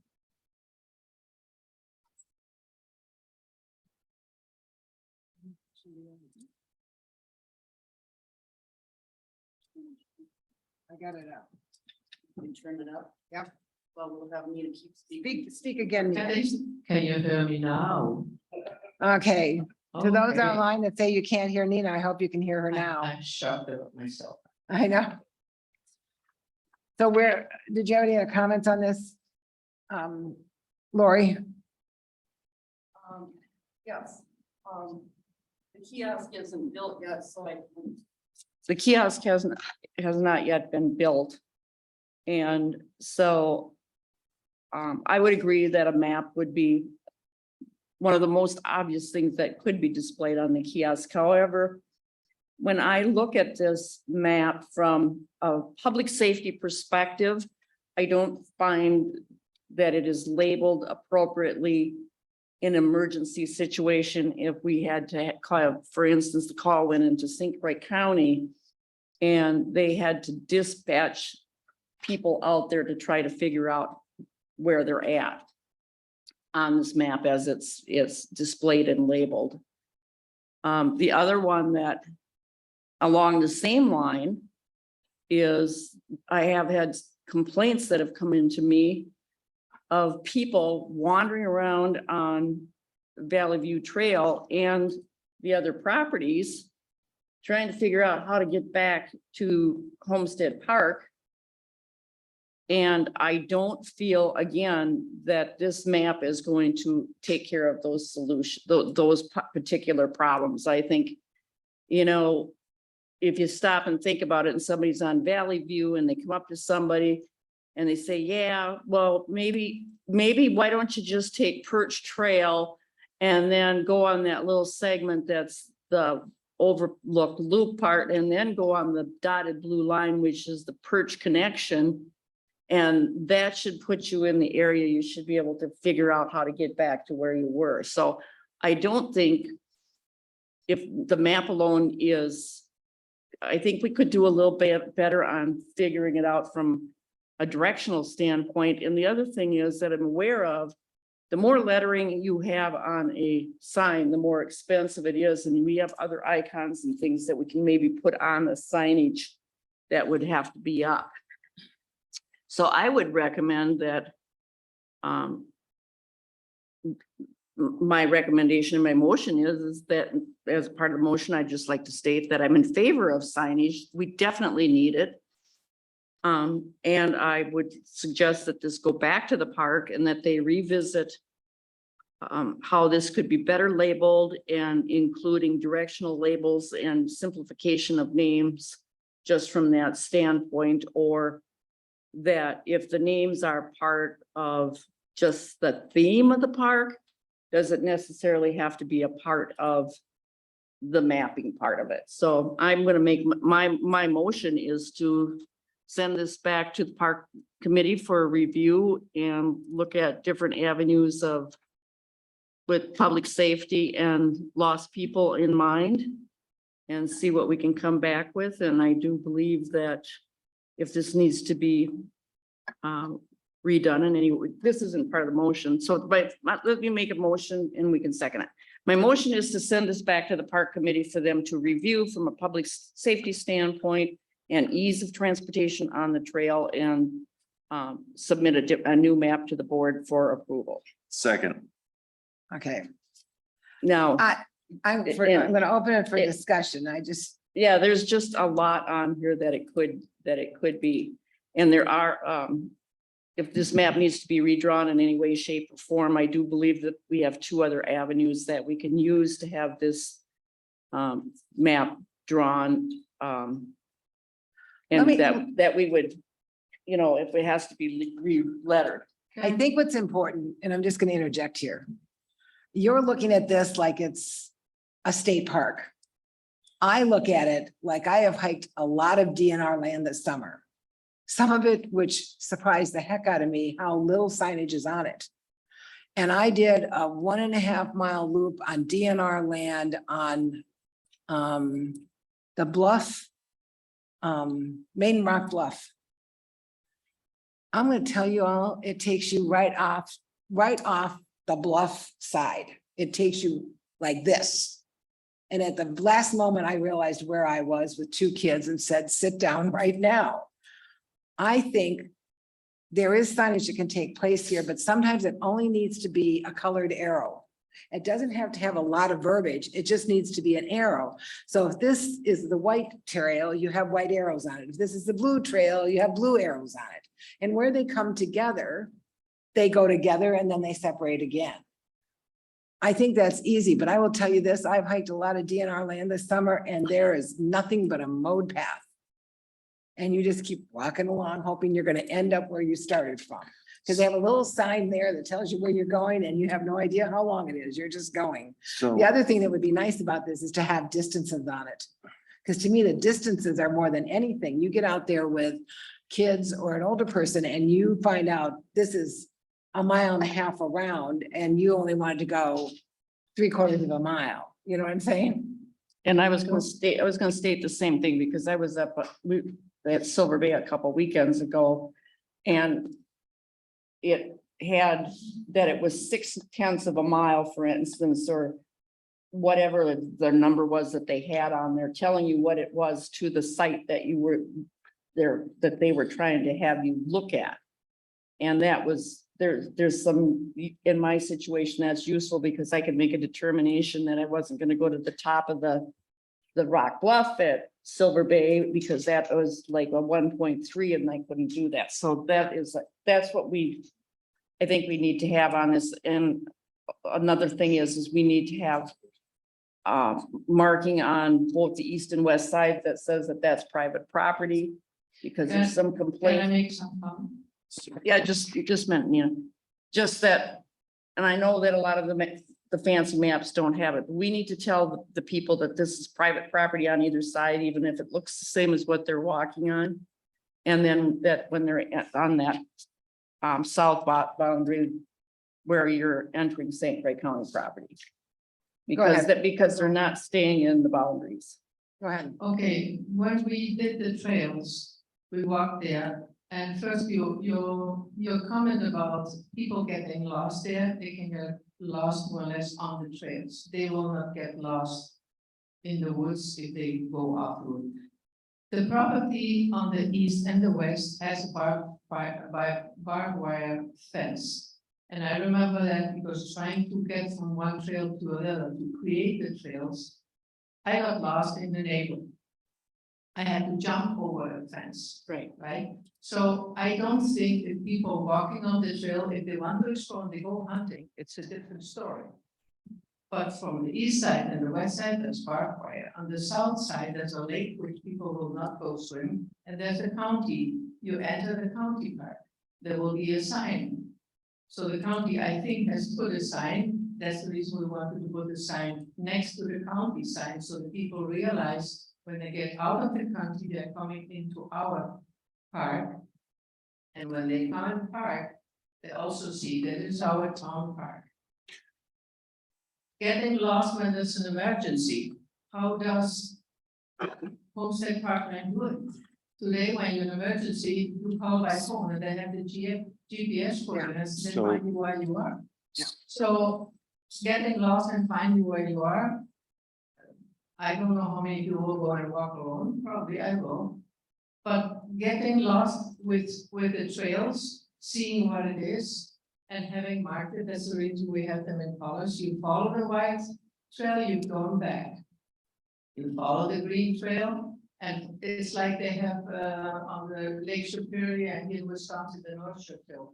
They put some marks on the trail for the hikers. They know that they follow the trail.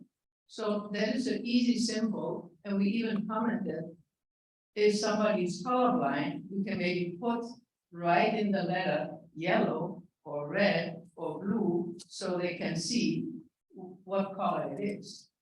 But we can go back and but the trails are in there. We're not going to change them because that's the layout of the land which tells you where to go. We can change some of the labels if you want to. We'll Go ahead. keep the maps and the existing, the physical trails are two different topics. So there's no intent to be moving trails No. at this. You So- wanted to say something? I do, because I will be the first to admit I am not the biggest park walker, but I seem to be dating one that is, so I've gone through Joshua Tree and many others. I know, shocking, it doesn't seem so, but one thing that I will say that I know is there's two things that seem to be occurring a lot on park trails. The first one is geocaching, which someone had to explain to me, but apparently it's people go out and they like make little, you go find these objects and they're put on GPS. The second one is in things like Google Maps or on the parks like certain state parks and local parks, they actually have the map loaded so that someone can just follow the path. So what I'm curious about is, do we participate in anything where we actually give our park trails so that someone who isn't of the generation that just looks at a map would use like Google Maps or whatever it is to follow the park path? And Because that's- I see that's what things are gonna be moving to a lot more than us putting up a map, because I'm gonna bet money most people won't be able to. And that would be my point. We have a map, and then to follow the map is at some point is gonna have to be signage. There's a application called Trails. I don't know if you're familiar with it. And many parks are already, the trails are on that application. So what we could do is put it, and private people also put the trails on the map. So if you're searching for trails in your area, they pop up. Yeah.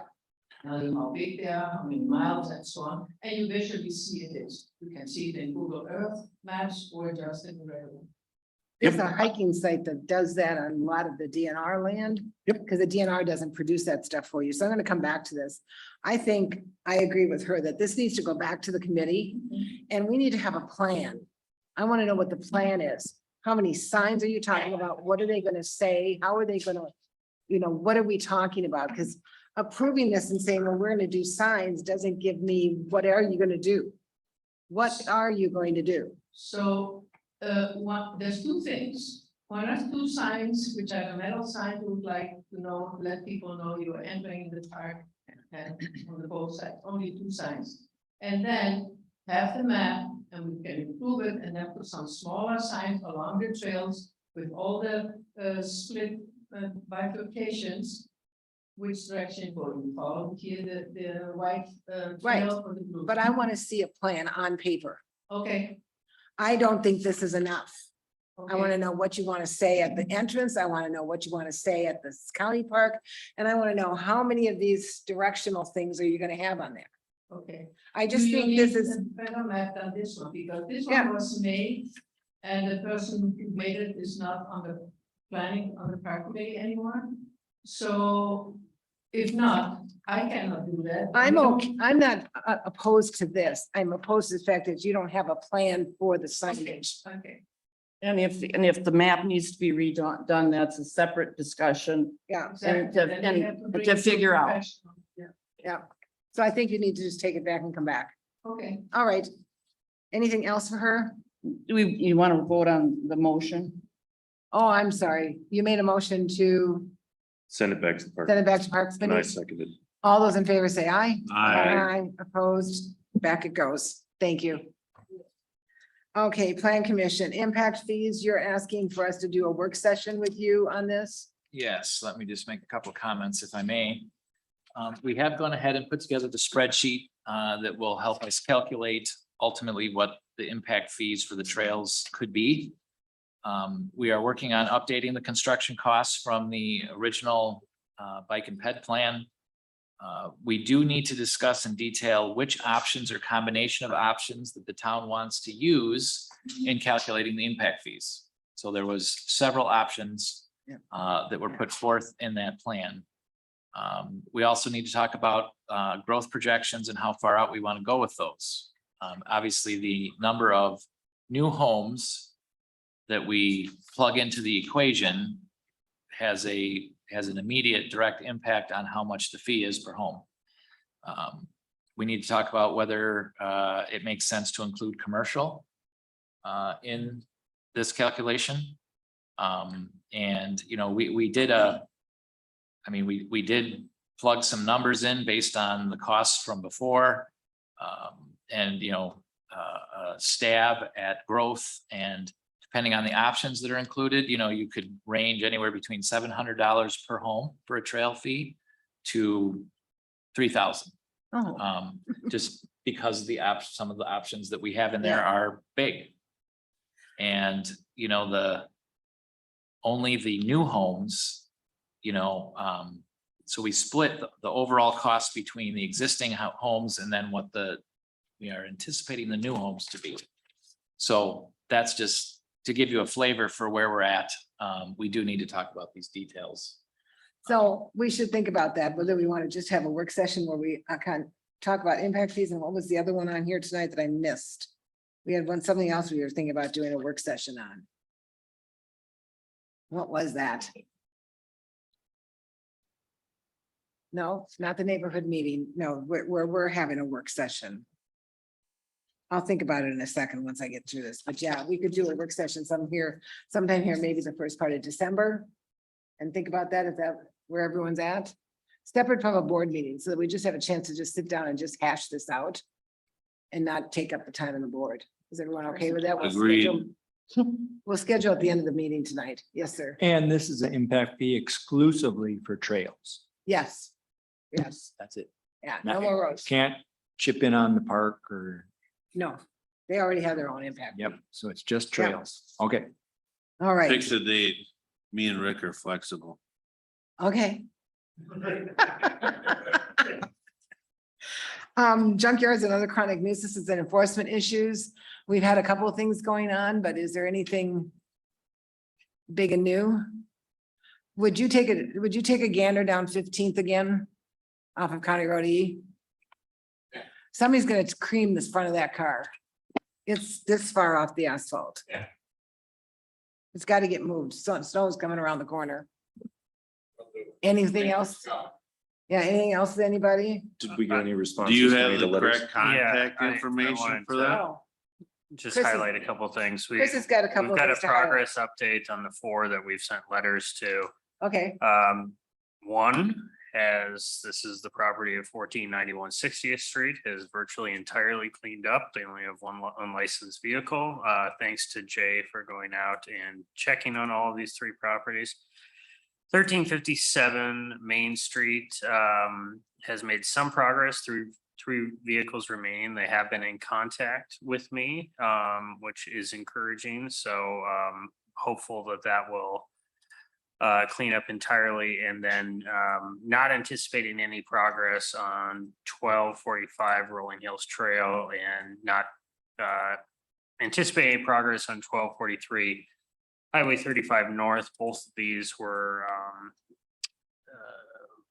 back when the county ran zoning. Both of these had active suits. Yeah. For several years, nothing was done. I have met with one of the property owners who indicated to me that they were going to apply for a building permit, but that did not happen. Building permit to store their vehicles in. So basically with these 2 properties, my recommendation would be to send a final notice letter. Okay. If no progress is made, I think the board should consider filing suit, or just understanding that no cleanup is likely.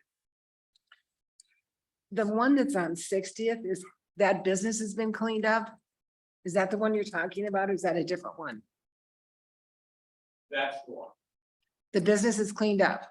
They're no longer doing business out of that building.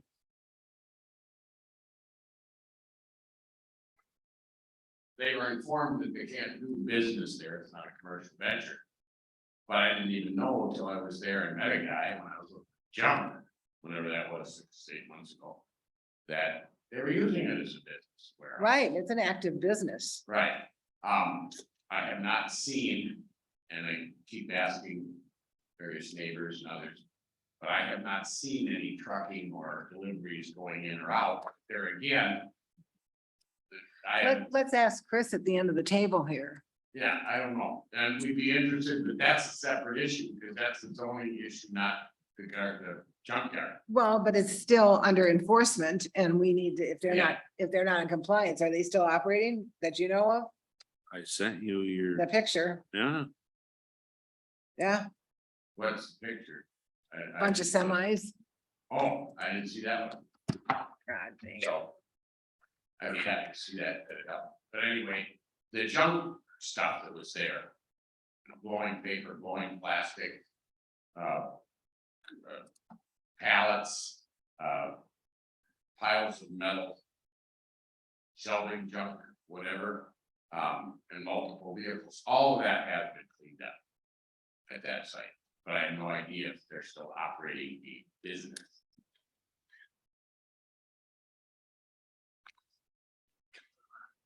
Those semis weren't even contained on that property. They're trespassing on the neighbor property. So in the case of at least the two homes that we know. Which are the Rolling Hills Trail and 35 North? Is that- Yes. Did I have that correct? Correct. I would make a motion to send the final notice to these two. Is there a second? Is there a second to that motion? Second for discussion. Go ahead. So we send them final. So a final notice is sent out. What is it? What's the final notice gonna notice them of? Yeah. You have 30 days to clean up, or we will, the board will authorize, suit to enjoin further activity on your property. All right, thank you. Any other discussion? All those in favor say aye. Aye. Opposed? It passes. This, and just to reiterate, I don't want to belabor the topic, but, this should not be news to either of the property owners, as Jay has indicated, and as I've seen, both were in litigation with the county at the time that we took over zoning, at which Yeah. case the cases were dropped. Okay, Do we need to have any further discussion on the property that seems to be operating as a business? he'll have to go out and check it, and that's a zoning violation, so that'll be on his. Some stuff. They were sent a notice that they were in violation of that. And Sons by me, it's in a past report. I don't know what the date was sent to their business address in Afton, Minnesota, where their tax address is. That it's not, cannot be, they cannot operate a business. It's not a commercial zone property. So And can you so contact the maybe attorney? The attorney would maybe have to send them a formal notice that they are in violation Yeah. of the zoning and cease and desist. Why don't you give him that information so he can do that? Very. Do you need a Do you need a motion to do motion on that? that, Chris? A direction would be enough for me. Okay, all right, is everyone in agreement to have him send the letter? Yes. Okay. Anything else on nuisances and? Jay, is enforcement? there a residence on that property, or is there anyone living on the property to the best of your knowledge? The residence within the pole barn structure was done by the former owner without building permit for residential construction. And the former owner was occupying it as a residence, but would deny that they were doing so. Then they sold the property. The pressure was on at that time. So there was someone that called up and talked to you, Chris, I can't remember. I talked to one female person, and then another female person with a different name said, yes, they were living there. But it doesn't look like anyone living there, because you never see any. Is there a residence that's physically on this house that someone could safely inhabit? Good question. You'd have to make an inspection of the interior. They're We would- outside we would have to- barn with a window, and you can see that there's residential like stairway through the window in the doorway. Can you contact Todd Dolan and have him inspect that? He'll shut that down if it's not in compliance. Yeah. but it's- Let's have him do that. Yeah. Okay, we can do that. Thank you. The next question would be is if there's sanitation stuff is in place too, so. Right, well, he'll check that. That's his job. All right, thank you. Okay, what about the house that's not supposed to be inhabited, that doesn't have a building permit on it? What are we doing on that, Chris? I don't believe I've sent anything out on that house. Can you do so? Yes. Because I'd like to get that Which, resolved. do we know what the address of this residence is? Because it's the first time I think I'm hearing of it. Well, he built a house, Whom does this person, built a Where? house next to a pole barn okay, and did not get a permit. And it's not on a foundation, it's on concrete blocks. okay. And it's too close to the building with no firewall. And it's built incorrectly. I mean, there's a whole list of things. Okay. We've been dealing with it for over a year now, so I think it's time for a letter. Anything else on this? All right, chapter 170 is at the county for the county meetings. They will be willing to pass it except for one thing that we deleted that they want to have left in it. And that's allowing campgrounds in the conservancy district because that includes Eckerd Blufflands and they want to put campgrounds in that park.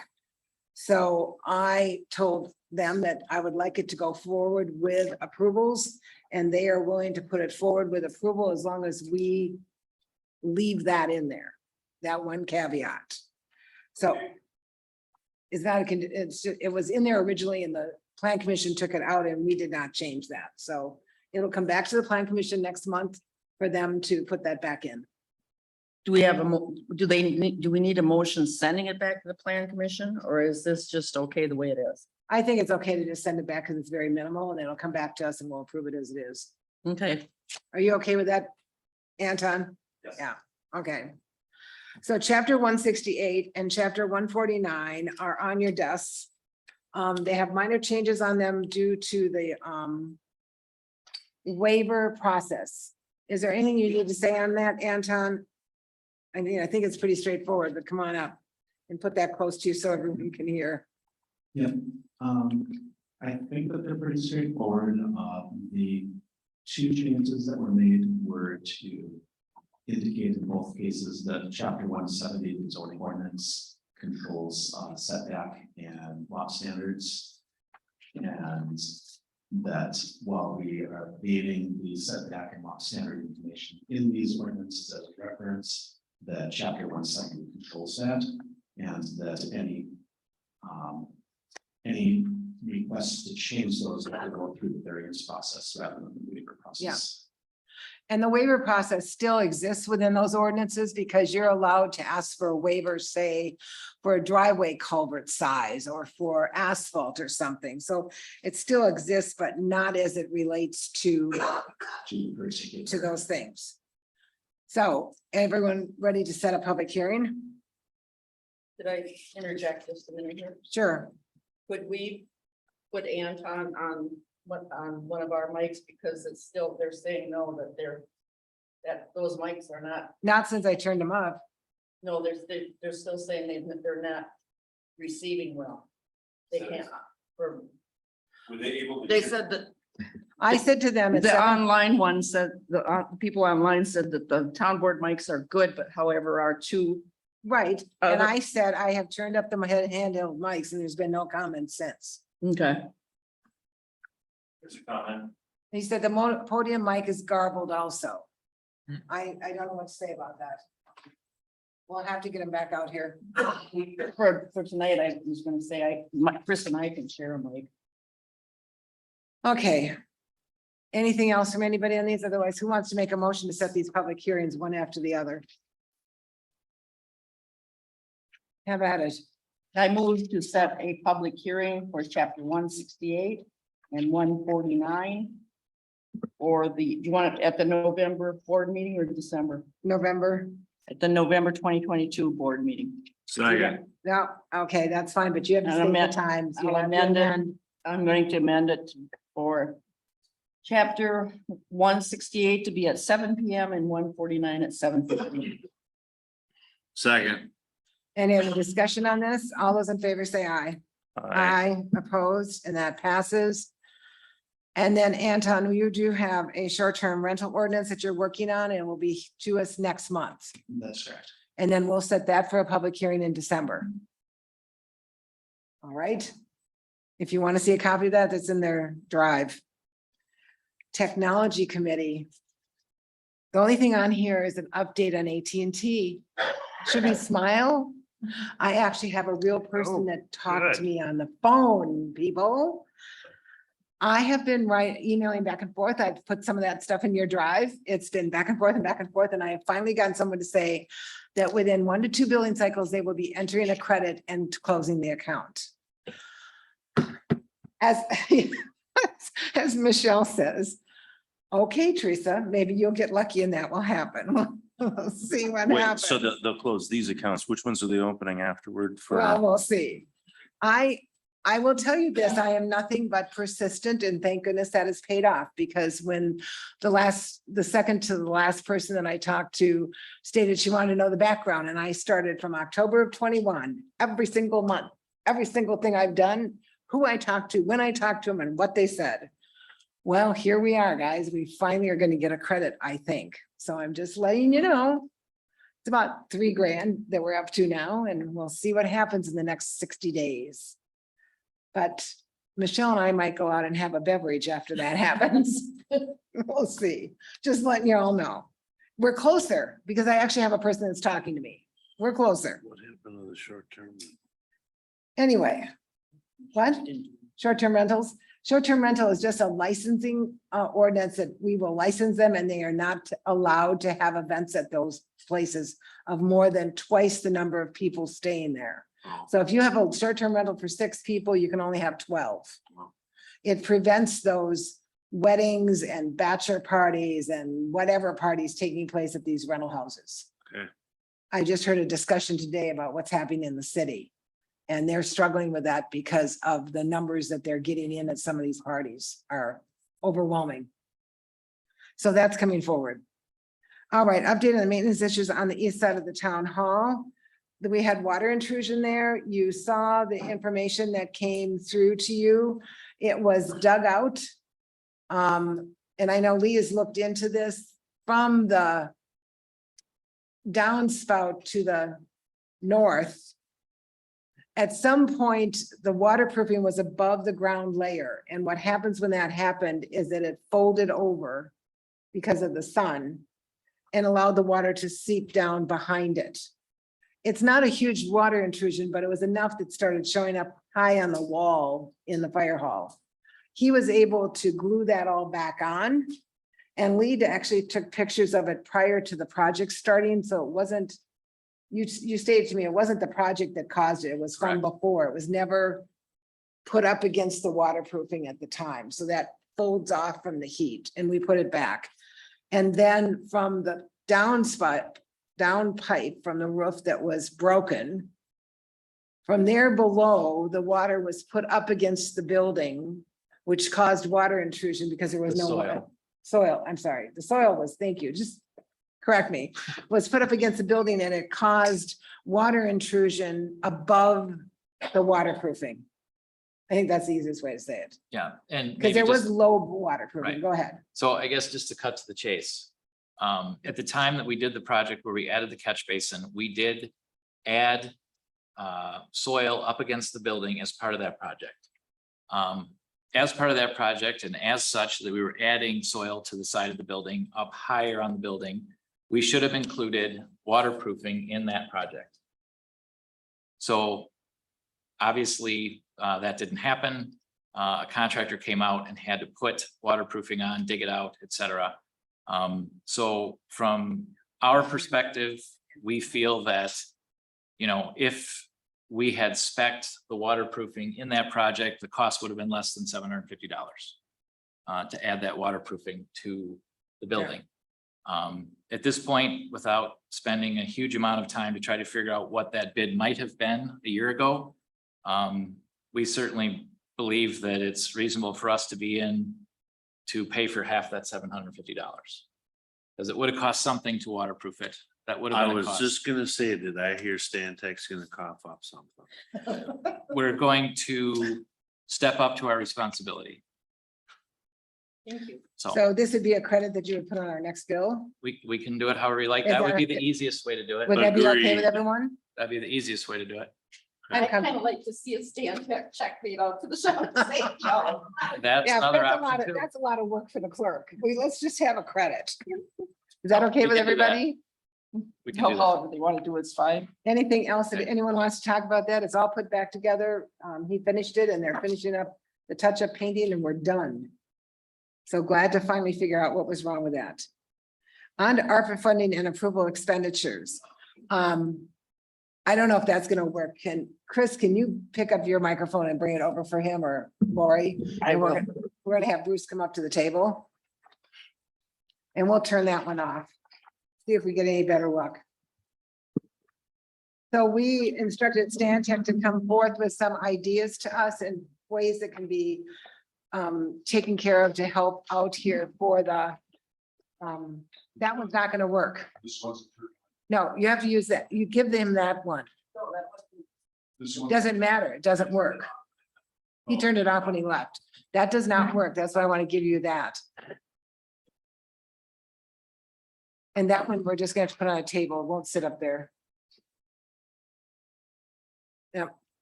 So we instructed him to come forth with stuff. And so why don't you talk to us about why you did what you did here and why this is happening? And did you have your computer? You want mine to come up, right? Yeah, if you can Okay, just give me a second. You start show the talking. pictures, I tried getting my computer to work and it wasn't cooperating. Okay, you start talking about what you Okay. looked at and why you came to this conclusion. So this started with concern that the office space is overcrowded. And there's a lack of storage to the point where they are storing office stuff in the town hall space here. The 2 file cabinets right behind the supervisors are used for office storage. The kitchen is basically all secure cabinets. They're all locked. They all have office paperwork stored in all of the base cabinets, all of the wall cabinets, and there's lateral files built into the front here. That's storage for paperwork for the town. So we got together to talk about options for expanding the office area.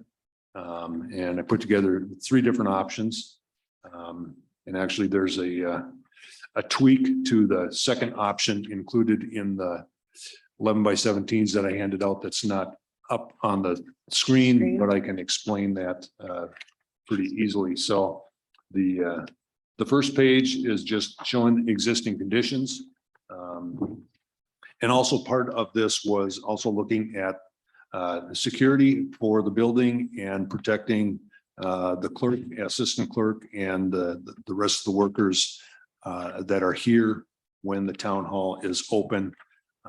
There is no security separation from people coming in to protecting the staff. So this is the existing. Yep, so the first So you- page is the town hall as it is existing today. And then you want me to scroll down Yep, to this. yep, so, So we're looking for sheet A101. yep, A101 is option 1.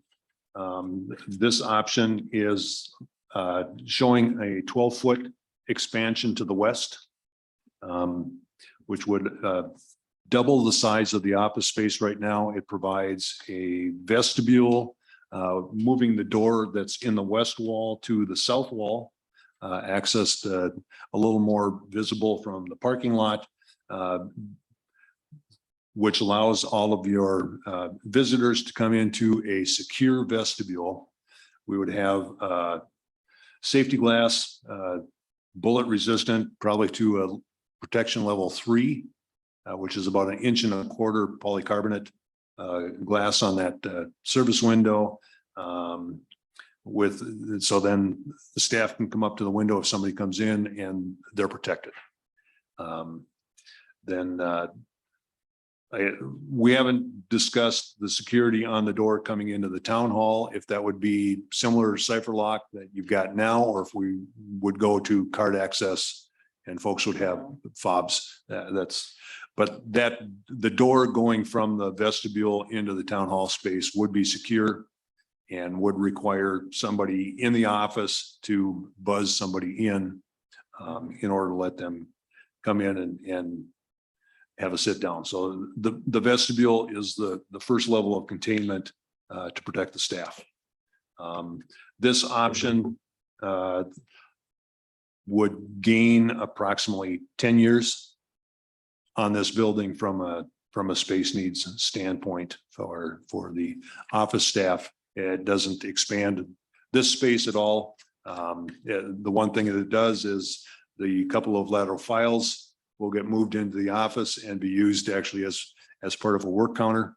And we expanded the secure storage, so the flat files that are back up against the south wall would move into secure storage and not be in this space. Okay, so now you Okay. want me to go to the next one? Go to the next, This one. A102. This one, option looks at expanding out 24 feet to the west. And basically takes the entire office and moves it west. And then keeps the office space that's currently here as an option for having a small conference room or meeting room apart from this space. And then included in all of yours is a A102A, which adds a hallway Let me go down. at the north Oh, it's end not of the, here. Okay. yeah, it's not on there. Okay. Adds a hallway at the north end of the meeting room so that the meeting room can be used and it doesn't disrupt office staff from coming and going. Yeah. So it reduces the meeting room by about 5 feet in the north-south direction. And this option looks at getting us enough space for 20 to 25 years. Okay. Let's let him finish with this presentation, then we'll ask questions. Is that okay? Okay. So now here's the last one that you're showing us. Yep, and then option 3 would be taking down the wall, still doing the 24-foot expansion to the west, but eliminating this room and just making the town hall space 12 feet wider.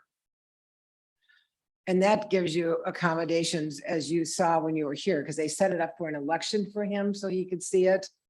And it allows you the space you're gonna need because we need to add more poll booths, which we're now adding cardboard poll booths, which a lot of the municipalities are doing so. Because every 200 voters, you have to have a booth. And that would allow you that space. And what's the longevity of this plan?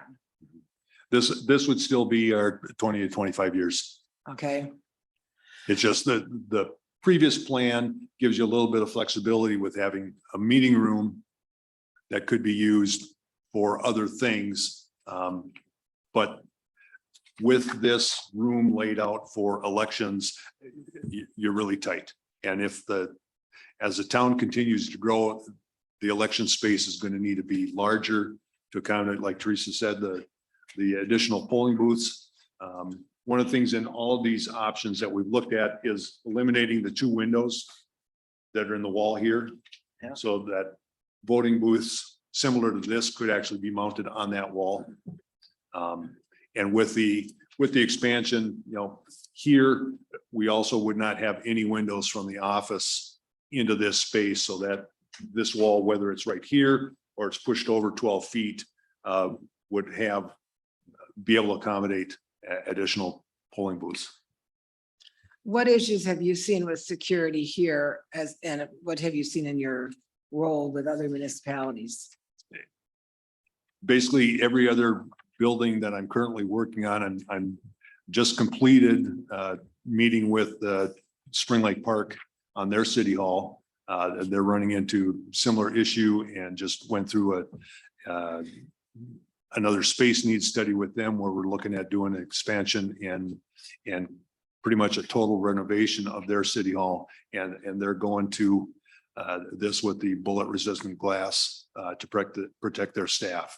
I've also doing work for the city of Waseca in their city hall. They're doing the same thing. They right now, they've just got a glass at the front window. They do have security glass at the utility building.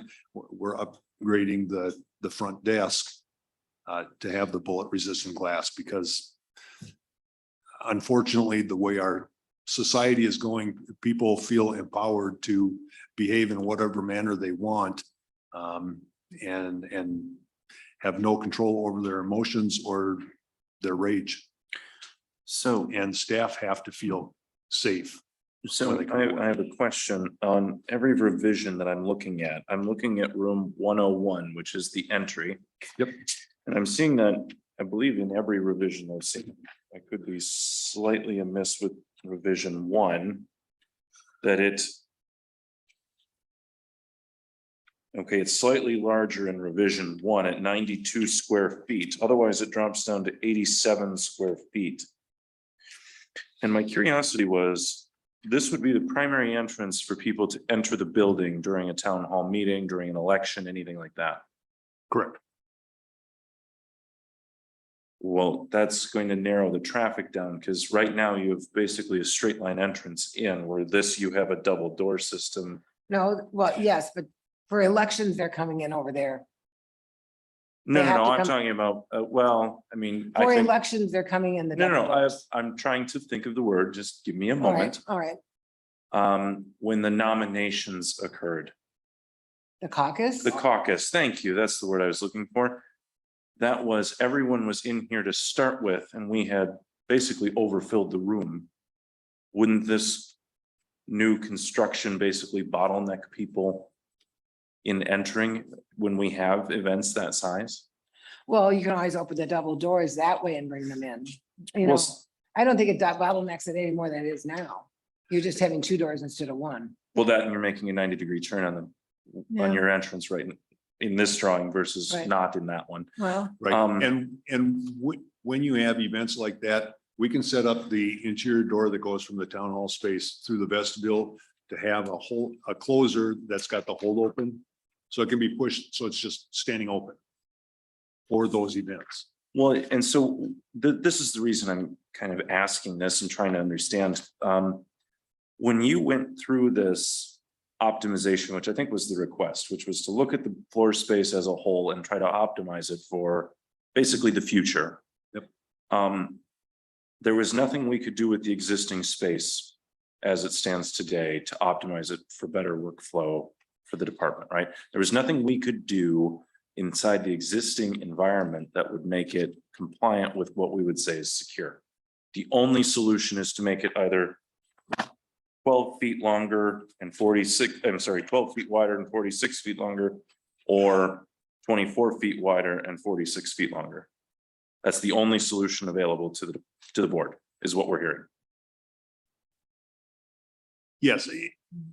Again, looking towards the future, we can certainly add a vestibule over here. Basically, put a door in, well, you could leave the door where it's at. The challenge is right now is you've got storage that would have to be removed in order to make a direct connection from Well, and that comes the into, entry to get into, for the office to directly communicate with the vestibule. yep, The storage, which contains polling cabinets right now, which we need to find someplace else to put then. and so that leads into another question is, why are we leaving? Why couldn't this voting machines, and this is, maybe I don't have the education on this, is why couldn't the voting machines be stored inside the vaulted area? This is my question. I don't. There's no room. No. In the new drawings, we're still Yeah. leaving so you're saying even giving it 24 by 48, No, it's 46? gone. It's gone on the new one. No, it is not. It is right there. I see it in version 102. It is a cabinet right outside the conference room, room 105. If you look to the south, you still have your closet right there for your, Yeah, on 101 you do. no, in 102 you do, in 102A Right, you do. Right. The closets haven't gone away Until you take down until until we you take this take it down. down. So So the cabinet, the closet that is stated in all of the revisions of the current draft, that is south of 105, is no longer going to be a secure closet for voting machines.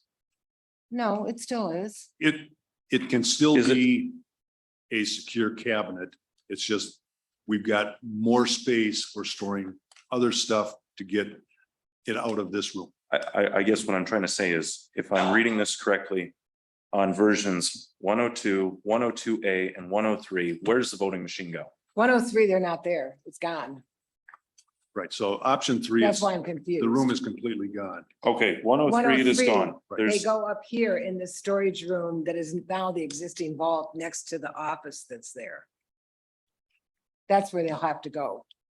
okay, so 103 is the most transformative of these plans, Correct.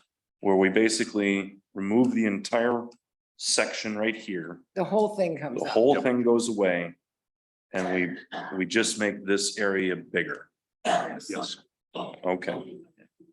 But in the rest of them, we would still be storing the voting machines at the end of this room. Yes. You, Yes, you're you correct. could still be storing the voting machines in the closet right there. Yes.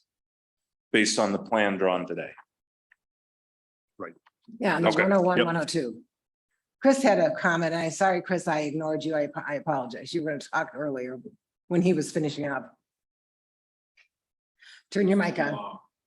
Huh?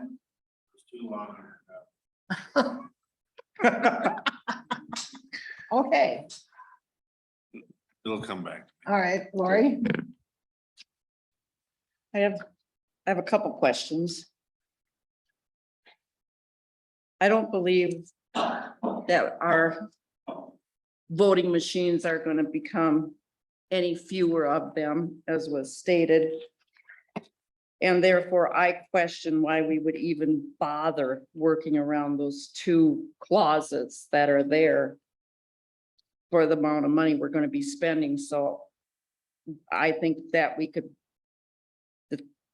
to work around those existing closets doesn't make sense for the amount of money we're gonna put out. That's one statement. The other one that I do question is this office that's right here that currently Carolyn is using and is our existing window has remained an office on every version that was on here. And I'm gonna say, and we've got the storage room, which used to be a vault. And I would say that that area, if that entire area was storage for all the election things and probably many other things that I don't even know about. And or that we are storing in the kitchen. I question why we need an office. Why would we continue to keep the office? And I don't understand why we need a conference room when we now have a secure vault, secure entrance with a double door system. And we're going to have the entire town board room, which still isn't much bigger than the old town board room. Why we need a conference room for a private meeting when the entire town board area is private unless it's open to the public. Because the building is locked, and I would imagine that after if we were to have a secure entrance system, that the building would continue to be locked anyway. I will say that the secure entrance system as it's presented on all of these documents, just that part of it alone, I think could very easily be implemented sooner than later.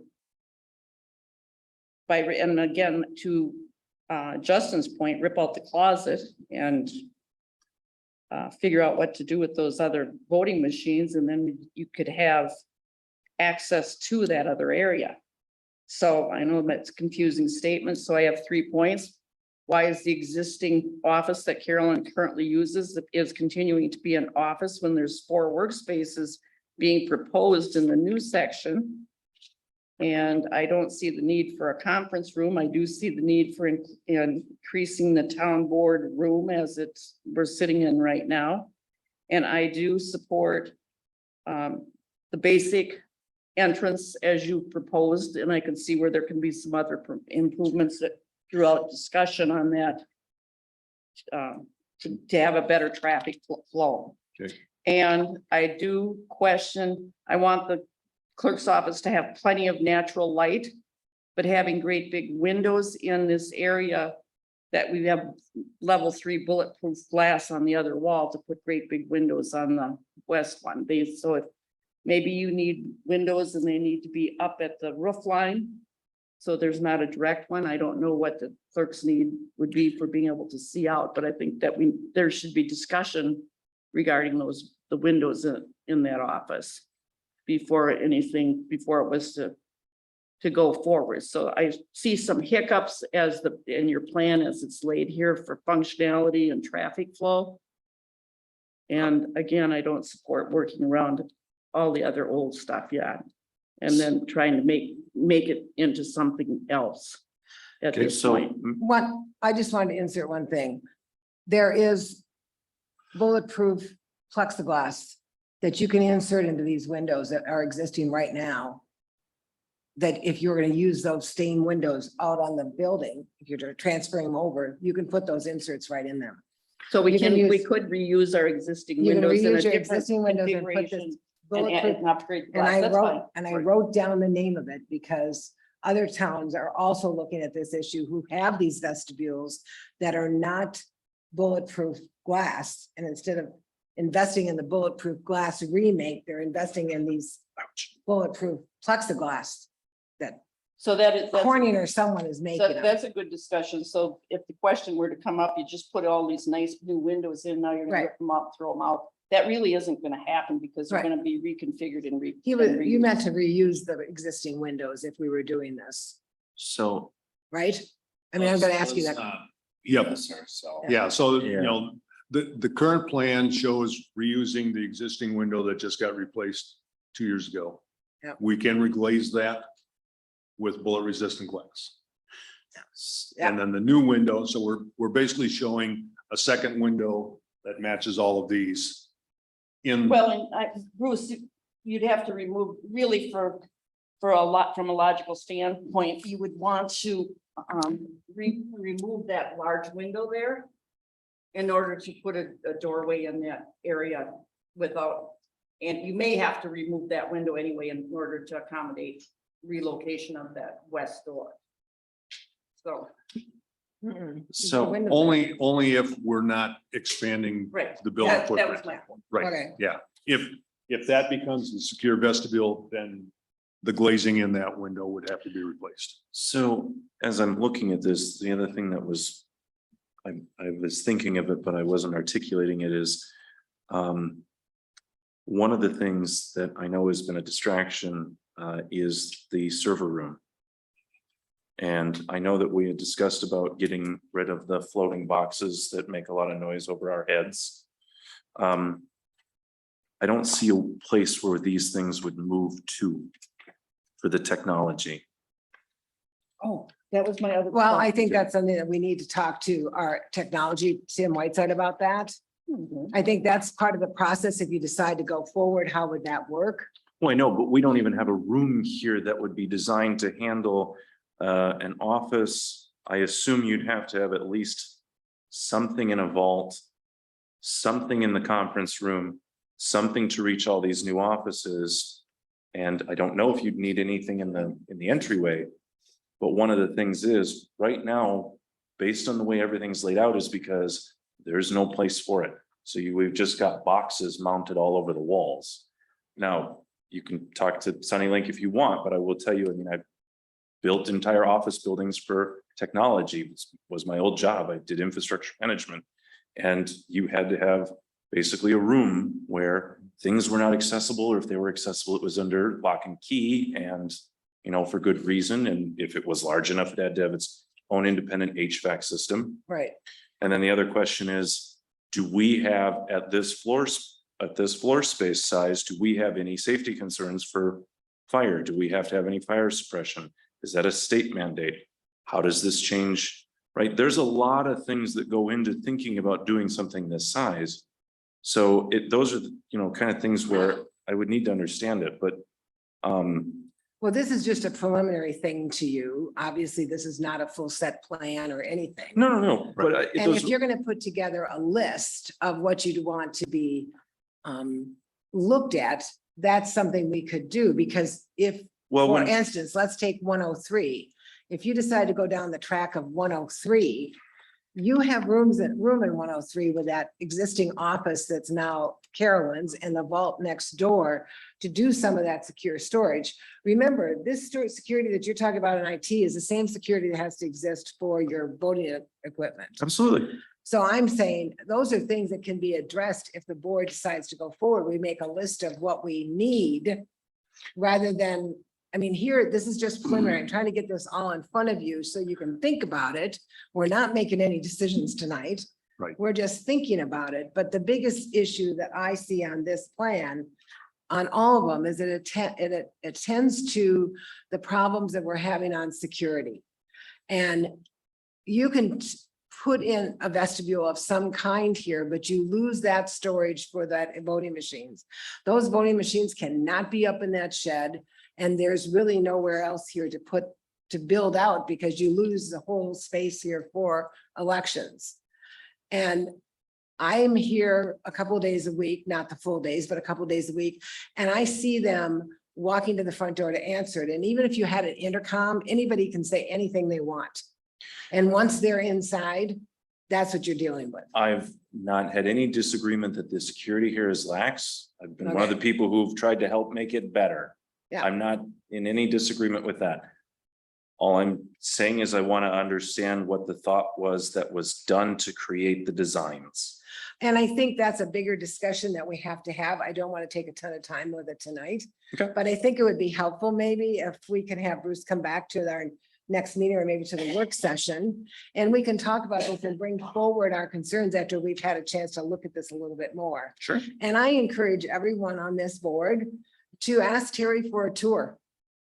I don't think anyone has had a chance to look what's in that vault, look what's in these cabinets, look what's going on here, and really understand it before we make any decision, because I don't think any of us should make any decision unless we understand what they're dealing with.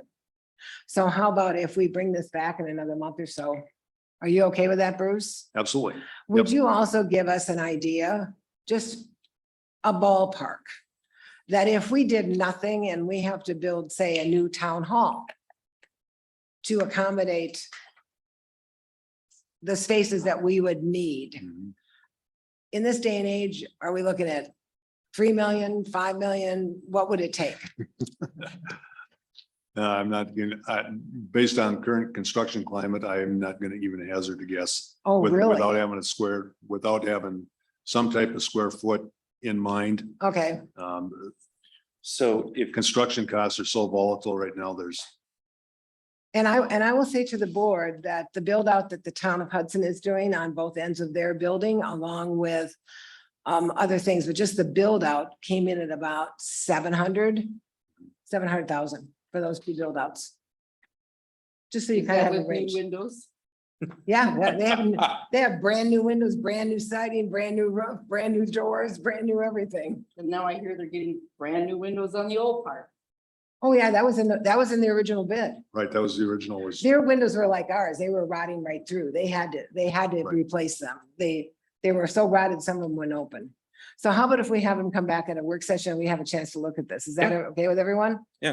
is there a PDF version of this document somewhere? Because this, I'm guessing based on the design, it's an AutoCAD, but is there Yep. like a PDF? Yeah. I will send Teresa's it out got to you. I the- just got it this afternoon. Okay, perfect. And it But I has didn't one oh give it two to A you in it. because I don't I will- have this. Yeah, I'll edition. send He'll the resend it. 102A. Thank you. Okay, And I guess I would be interested in some thought on changing that vestibule and moving that door, because it's truly very cold and not very energy efficient, and what the thought would be on what could we do here to store that election equipment? Because like I said, that little tiny closet's not enough. It's not gonna be enough. it holds everything now. It Eventually does right it now, won't. but that's only. But I'm saying, if you look around this building, where do you think it's gonna go?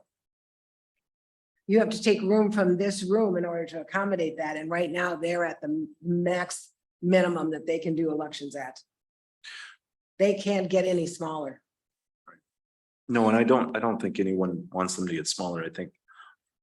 Yeah, I think we just need to look back at this and try to comprehend the total ask and Yeah, then I- understand what the total Yeah, impact. and Rick wants to cost is. speak. And I'll let Rick speak. Go ahead. Just a small thing, but I think we can agree that we can throw out the committee room idea. I'm pretty Yep, much. that's Right. fine. I mean, And- don't and that even was, spend again, 5 it was seconds. just an option Yep. for consideration. For Yeah. retaining, providing another amenity in the building. And Yep. That one Okay. can go away. So we'll basically look at options 1 and 3. Yeah, I'm okay with that. And talking about Carolyn's office, when I met with Teresa and Terry and Carolyn to talk about all of this, when they have the elections set up, when they're running elections in here, Carolyn's office is used for elections to monitor and for folks to come up and ask a question of staff, that's where they go. So if we're eliminating that, then we have to come up with another way for the staff to be secure and be able to respond to the people that are coming in to vote. Okay, thank you very, oh, go ahead. Did you think about what you're gonna say? So if we go with A 103. Like I brought up again, you're out by the septic tank, That's exactly Yeah. right. that's gonna be 30 grand for that. Yep, yeah, And the then drawings show that's a I'm not 12,000 gonna gallon screw tank. around BSing us. This is 103 is gonna be $1 million. So we Pretty might close. as well figure out. Oh, I don't think a million's gonna cover. Well, he'll come back with some ideas. Yep. But I agree that septic And- system is a problem. And I sitting here looking at 103 is. I think that entry area should be straight through. And they have their vestibule area where it is already, but it should be straight through and not the 90. Okay, I agree. And Okay, I think that yeah. keep the door on and the I west think- wall. I think That's fine. this touches base tonight. I understand it's an investment. But we're fooling ourselves if we're. Gonna screw around, cause I'm gonna share with you, I'm already pissed. That we went and invested in updating all this stuff. Now we're gonna tear the shit down. tear what? Oh, you're talking about that office? I mean, we painted the walls, we did the tile, we did the wiring, we did all this stuff. And now I'm upset with, we should have had some forward thinking if we were gonna add on here. Okay, I'm expressing myself tonight and I'll be over it, Yeah, okay? This should have been a little more thought about, and then to retain people here to work for the town.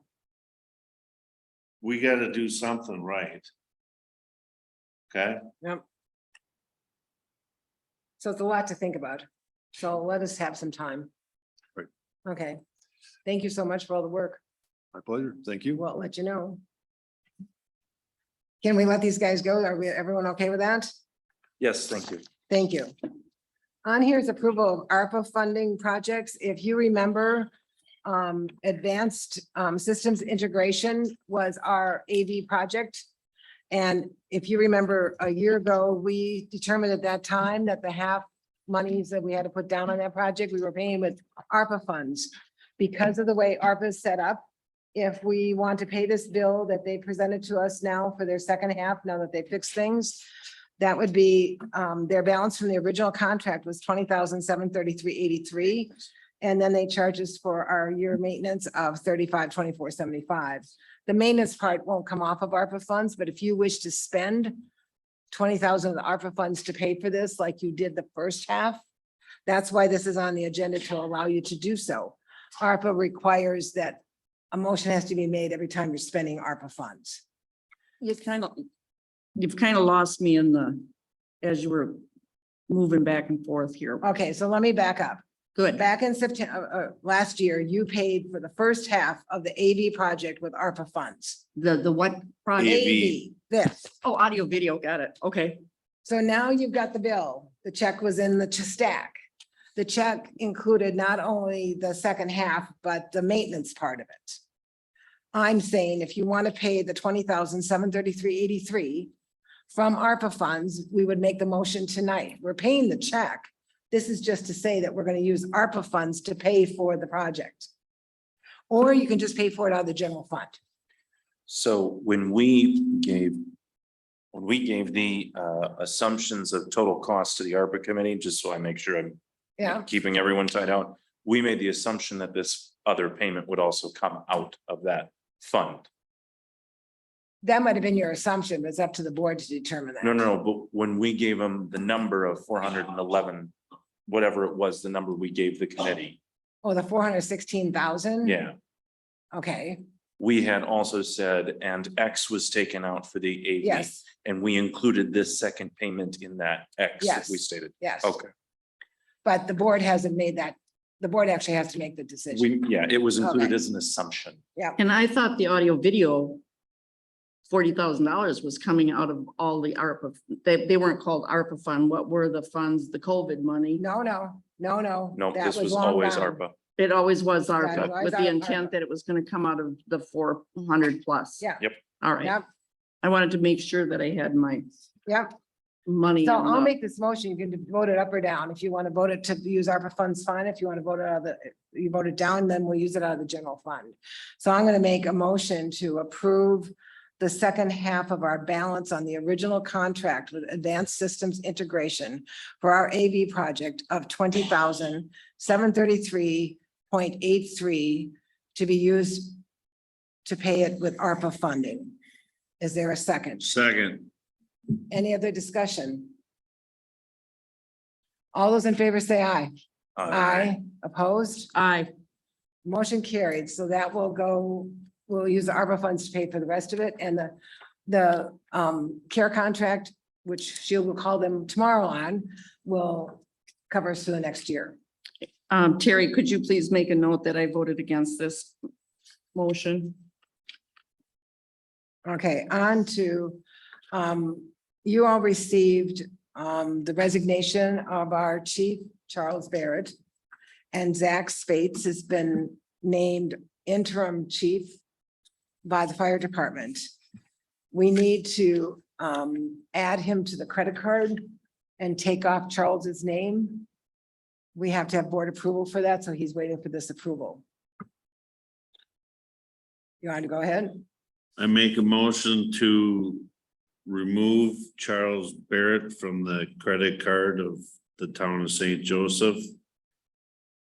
And add Zach Spates to the use of the credit card for the town of St. Joseph. Is there a second? Second. Any other discussion regarding that? All those in favor say aye. Aye. Opposed? It passes. Then, I informed you that he's the interim fire chief and he will be in place through April. Then we have, approval for the election security sub-grant program expenditures. What this is this is a new grant program. If you remember, the state gave us $600 towards election security, and now they're giving us another $1,200. $600 to upgrade a computer and $600 for the tech support. So the documents are in your Google Drive, and we need to approve those documents so that we can get this done, because otherwise it can't be done. So I will make a motion that we approve the 2022 election security sub-grant program for municipalities, and that this is a memorandum of understanding between the Wisconsin Elections Commission and the town of St. Joseph. Is there a second? Second. Any other discussion on that? All those in favor say aye. Aye. Opposed, and that passes. The audit was in your boxes. It does not come to us electronically. So here it is. I hope you've all had a chance to read it. There were a couple of mistakes in it. That's why it's taking you so long to get it, is we had to have those corrected. She had put something under MOU funds, and MOU funds were closed out in May of 19, and we cannot have that on the books after. So that was one thing that had to be corrected. Also, for your information, we have talked to the manager of CLA here in Hudson and have asked him for another auditor for the future. There are some requests that I made and then that she made regarding how they're handling our business. We are not getting any information from them until the actual report comes out. And if they're seeing issues, why aren't they bringing those forward right away? And so it causes a lot of back and forth. And this has happened for a few years in a row, and we've asked that we get a different auditor. And that we're not asking to leave CLA, we're just asking for a different auditor that would be more open to this. I talked to the manager a year ago and told him about these issues that had not been resolved from the year before. And then this year, they still did not get addressed. So now I've asked for a different auditor, and I'm waiting to hear from him on that. So just to let you know. Any discussion or questions about the audit? We'll have a motion to approve the 2021 audit then. I make a motion that we approve the 2021 audit as it's completed. Is there a second? Second. Any other discussion? All those in favor say aye. Aye. That passes. Thank you. Public records requests, we've had a few this month, but I'm not sure what you would like to say to that. We haven't had as many as have been coming in. I think total we have about 45 for the year. And and they're all caught up. Everything's caught up at this point. At this point, yeah. The last 5 years, I don't think you had 5. So it's a lot to do. It's a lot of time in the clerk's office. Anyone have any questions? Okay, computers for town board members. This came up. Was it you, Lori, that asked for this to be on here? Go ahead.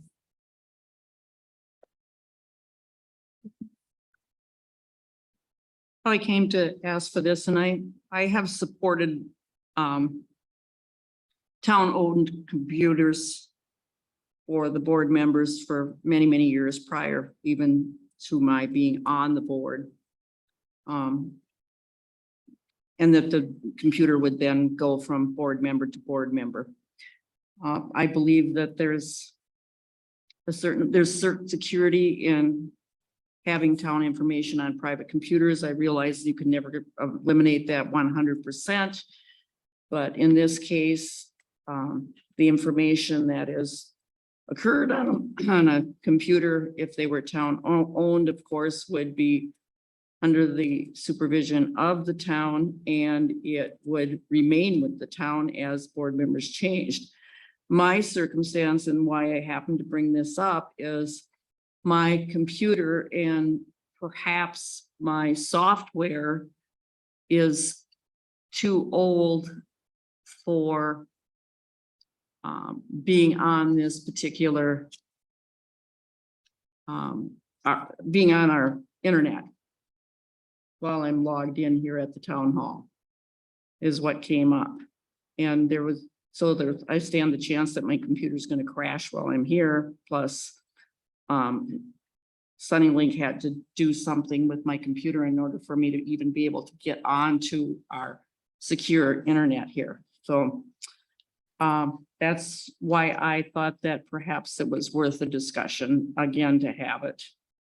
And laptops have become, and tablets have become so affordable. It isn't like years back when we were talking many thousands of dollars to purchase 5 matching or 5 new devices for the town board, each town board member. So I put it out for discussion. That's all I wanted to say. Anybody want to weigh in? I will say that being in this sphere, the way that we currently operate in business is something of a concern if we do have information that should stick with the town board member. I share that specifically to say it's not necessary. It's not just Google Drive. It is the ability for, like, our town board email, for example. I loaded mine in Outlook. Now, let's say I wanted to keep the information that I had retrieved as a town board member. I just have to download it from my Outlook laptop and store it on my personal machine. And I have a copy of that information forever. There is obviously a certain risk involved in that. I don't think, I gotta move that further away from me. I don't think that there's the cost and barrier of entry of something of a basic laptop isn't an insurmountable mountain to climb. I think that there are other things we would need to change, including to include that, to restrict or secure the information that we receive as town board members. My recommendation would be to have the technology committee look this over, at least tell us what it would look like, communicate with Sunnylink at all to understand what the scope of that would be. So I'm happy to make a motion to that effect, but I'd like to hear from excuse me, other members as well. I see this somewhat fraught with danger. Because now someone has to be responsible for a computer that's not theirs. And if they lose it, if they crash it, if they do something to it, how is that taken care of? Who's paying for what? In addition, you can't use it for yourself. It's not something you can use for your own email then, because it's a town computer. It's like a business computer. You can't, neither shall the two meet. I think it's important to have, I would like to hear from the technology committee to give us the pros and cons of that. And also the long range cost, because you're replacing laptops every 4 years approximately, maybe less, maybe more, depending on what you're doing with them. Yeah, the current life expectancy on a Windows machine is about 3 years. Yep. So what's that cost effect for the board and the town on that matter? I don't know. I just threw that out there. Hit your microphone if you're gonna speak. I'll make a motion. I'm in that guy's camp over there. Okay. You people figure it out. It doesn't, I'm indifferent. It doesn't matter to me once. My, You're speaking for him, right? my I'm speaking for laptop him. runs awesome. It's clear. It communicates all the time. Good for you. I'll make Okay, a, make a motion. I'll make a motion that, to send to the technology committee, the exploration and pros and cons of the town board receiving I will call it work laptop. And to understand this, all of what that entails, Okay, liability, maintenance, all of it. costs, everything. And You have to second, iPad, you have to second my Second. motion. Okay, and what? and look into, what if you just had an iPad? For town stuff. Yeah. I'll amend my motion to include and or explore something outside of a full laptop. Second. Any other discussion? All those in favor say aye. Aye. Opposed, it passes. We'll move on. Approval of the town board minutes. There's 2 of them in there, right? Yes. Yes. Yeah, 2 months. What's the dates? She's gotten, I'll let her answer. 9/8, 9/26. Yes, correct. I make a motion to approve the minutes for 9/8/2022 and 9/26/2022. Is there a second? Second. Any other discussion? All those in favor say aye. I Aye, opposed, and it passes. Then you had in your drive, not down at this section up above, that Kyle Lindstrom would like to be appointed as a member of the Parks, Trails and Rec because they've lost a couple. So Lori, do you want to make that motion? Move to approve Kyle Lindstrom to be appointed to membership to be seated on the Park Trail and Recreation Committee. Second. Any other discussion? All those in favor say aye. Opposed, and it passes. And then payment of checks. If you looked at your check register, you can see that it started out with all the payments to the firefighters and first responders from what we approved last month under ARPA. And it ended with, they also are on here as part of the payroll this month. And then there was a question, what check was that we had a question on? Oh. Here, just so I have it before I say approval. Check number 23617. 23617, must be back here. There's a question on this regarding this amount because it was a statement. It's not on here. Yeah, it is about 2/3 of the way down on page 1. Oh, here it is there.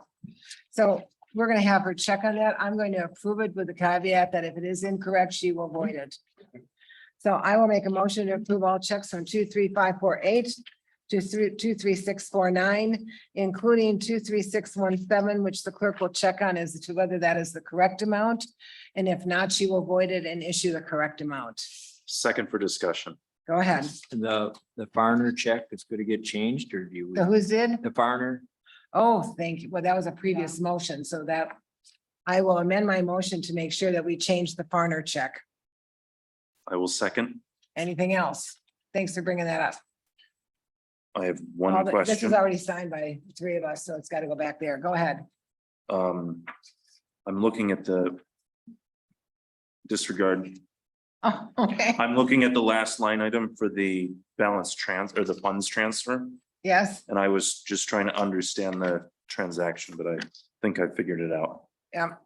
Okay, all those in favor say aye. I, Aye, opposed, that passes. Is there anything that you have that you would like to ask her about on, budget invoices, bank balances? You have that all in front of you. You do have a budget meeting coming, so we will definitely talk about it.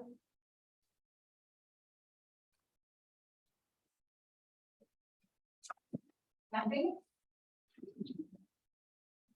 how do we find more money without raising taxes? Yeah, well, we can't raise taxes. They don't let us do that. No raising of taxes. Okay, if there's nothing, then what we will do is we will tell everybody here. I'm just gonna pick everyone up. Thank you. Just a second. I want to let everyone know online that we are going to go into closed session. So let's take a motion to go into closed session and then we'll shut off the recording. I'll make a motion to enter into closed session. You have to state it, that's on the I agenda. apologize. I make a motion to enter under closed section per section 19.85.1, section C of the Wisconsin statute for consideration, employment, promotion, compensation, or performance.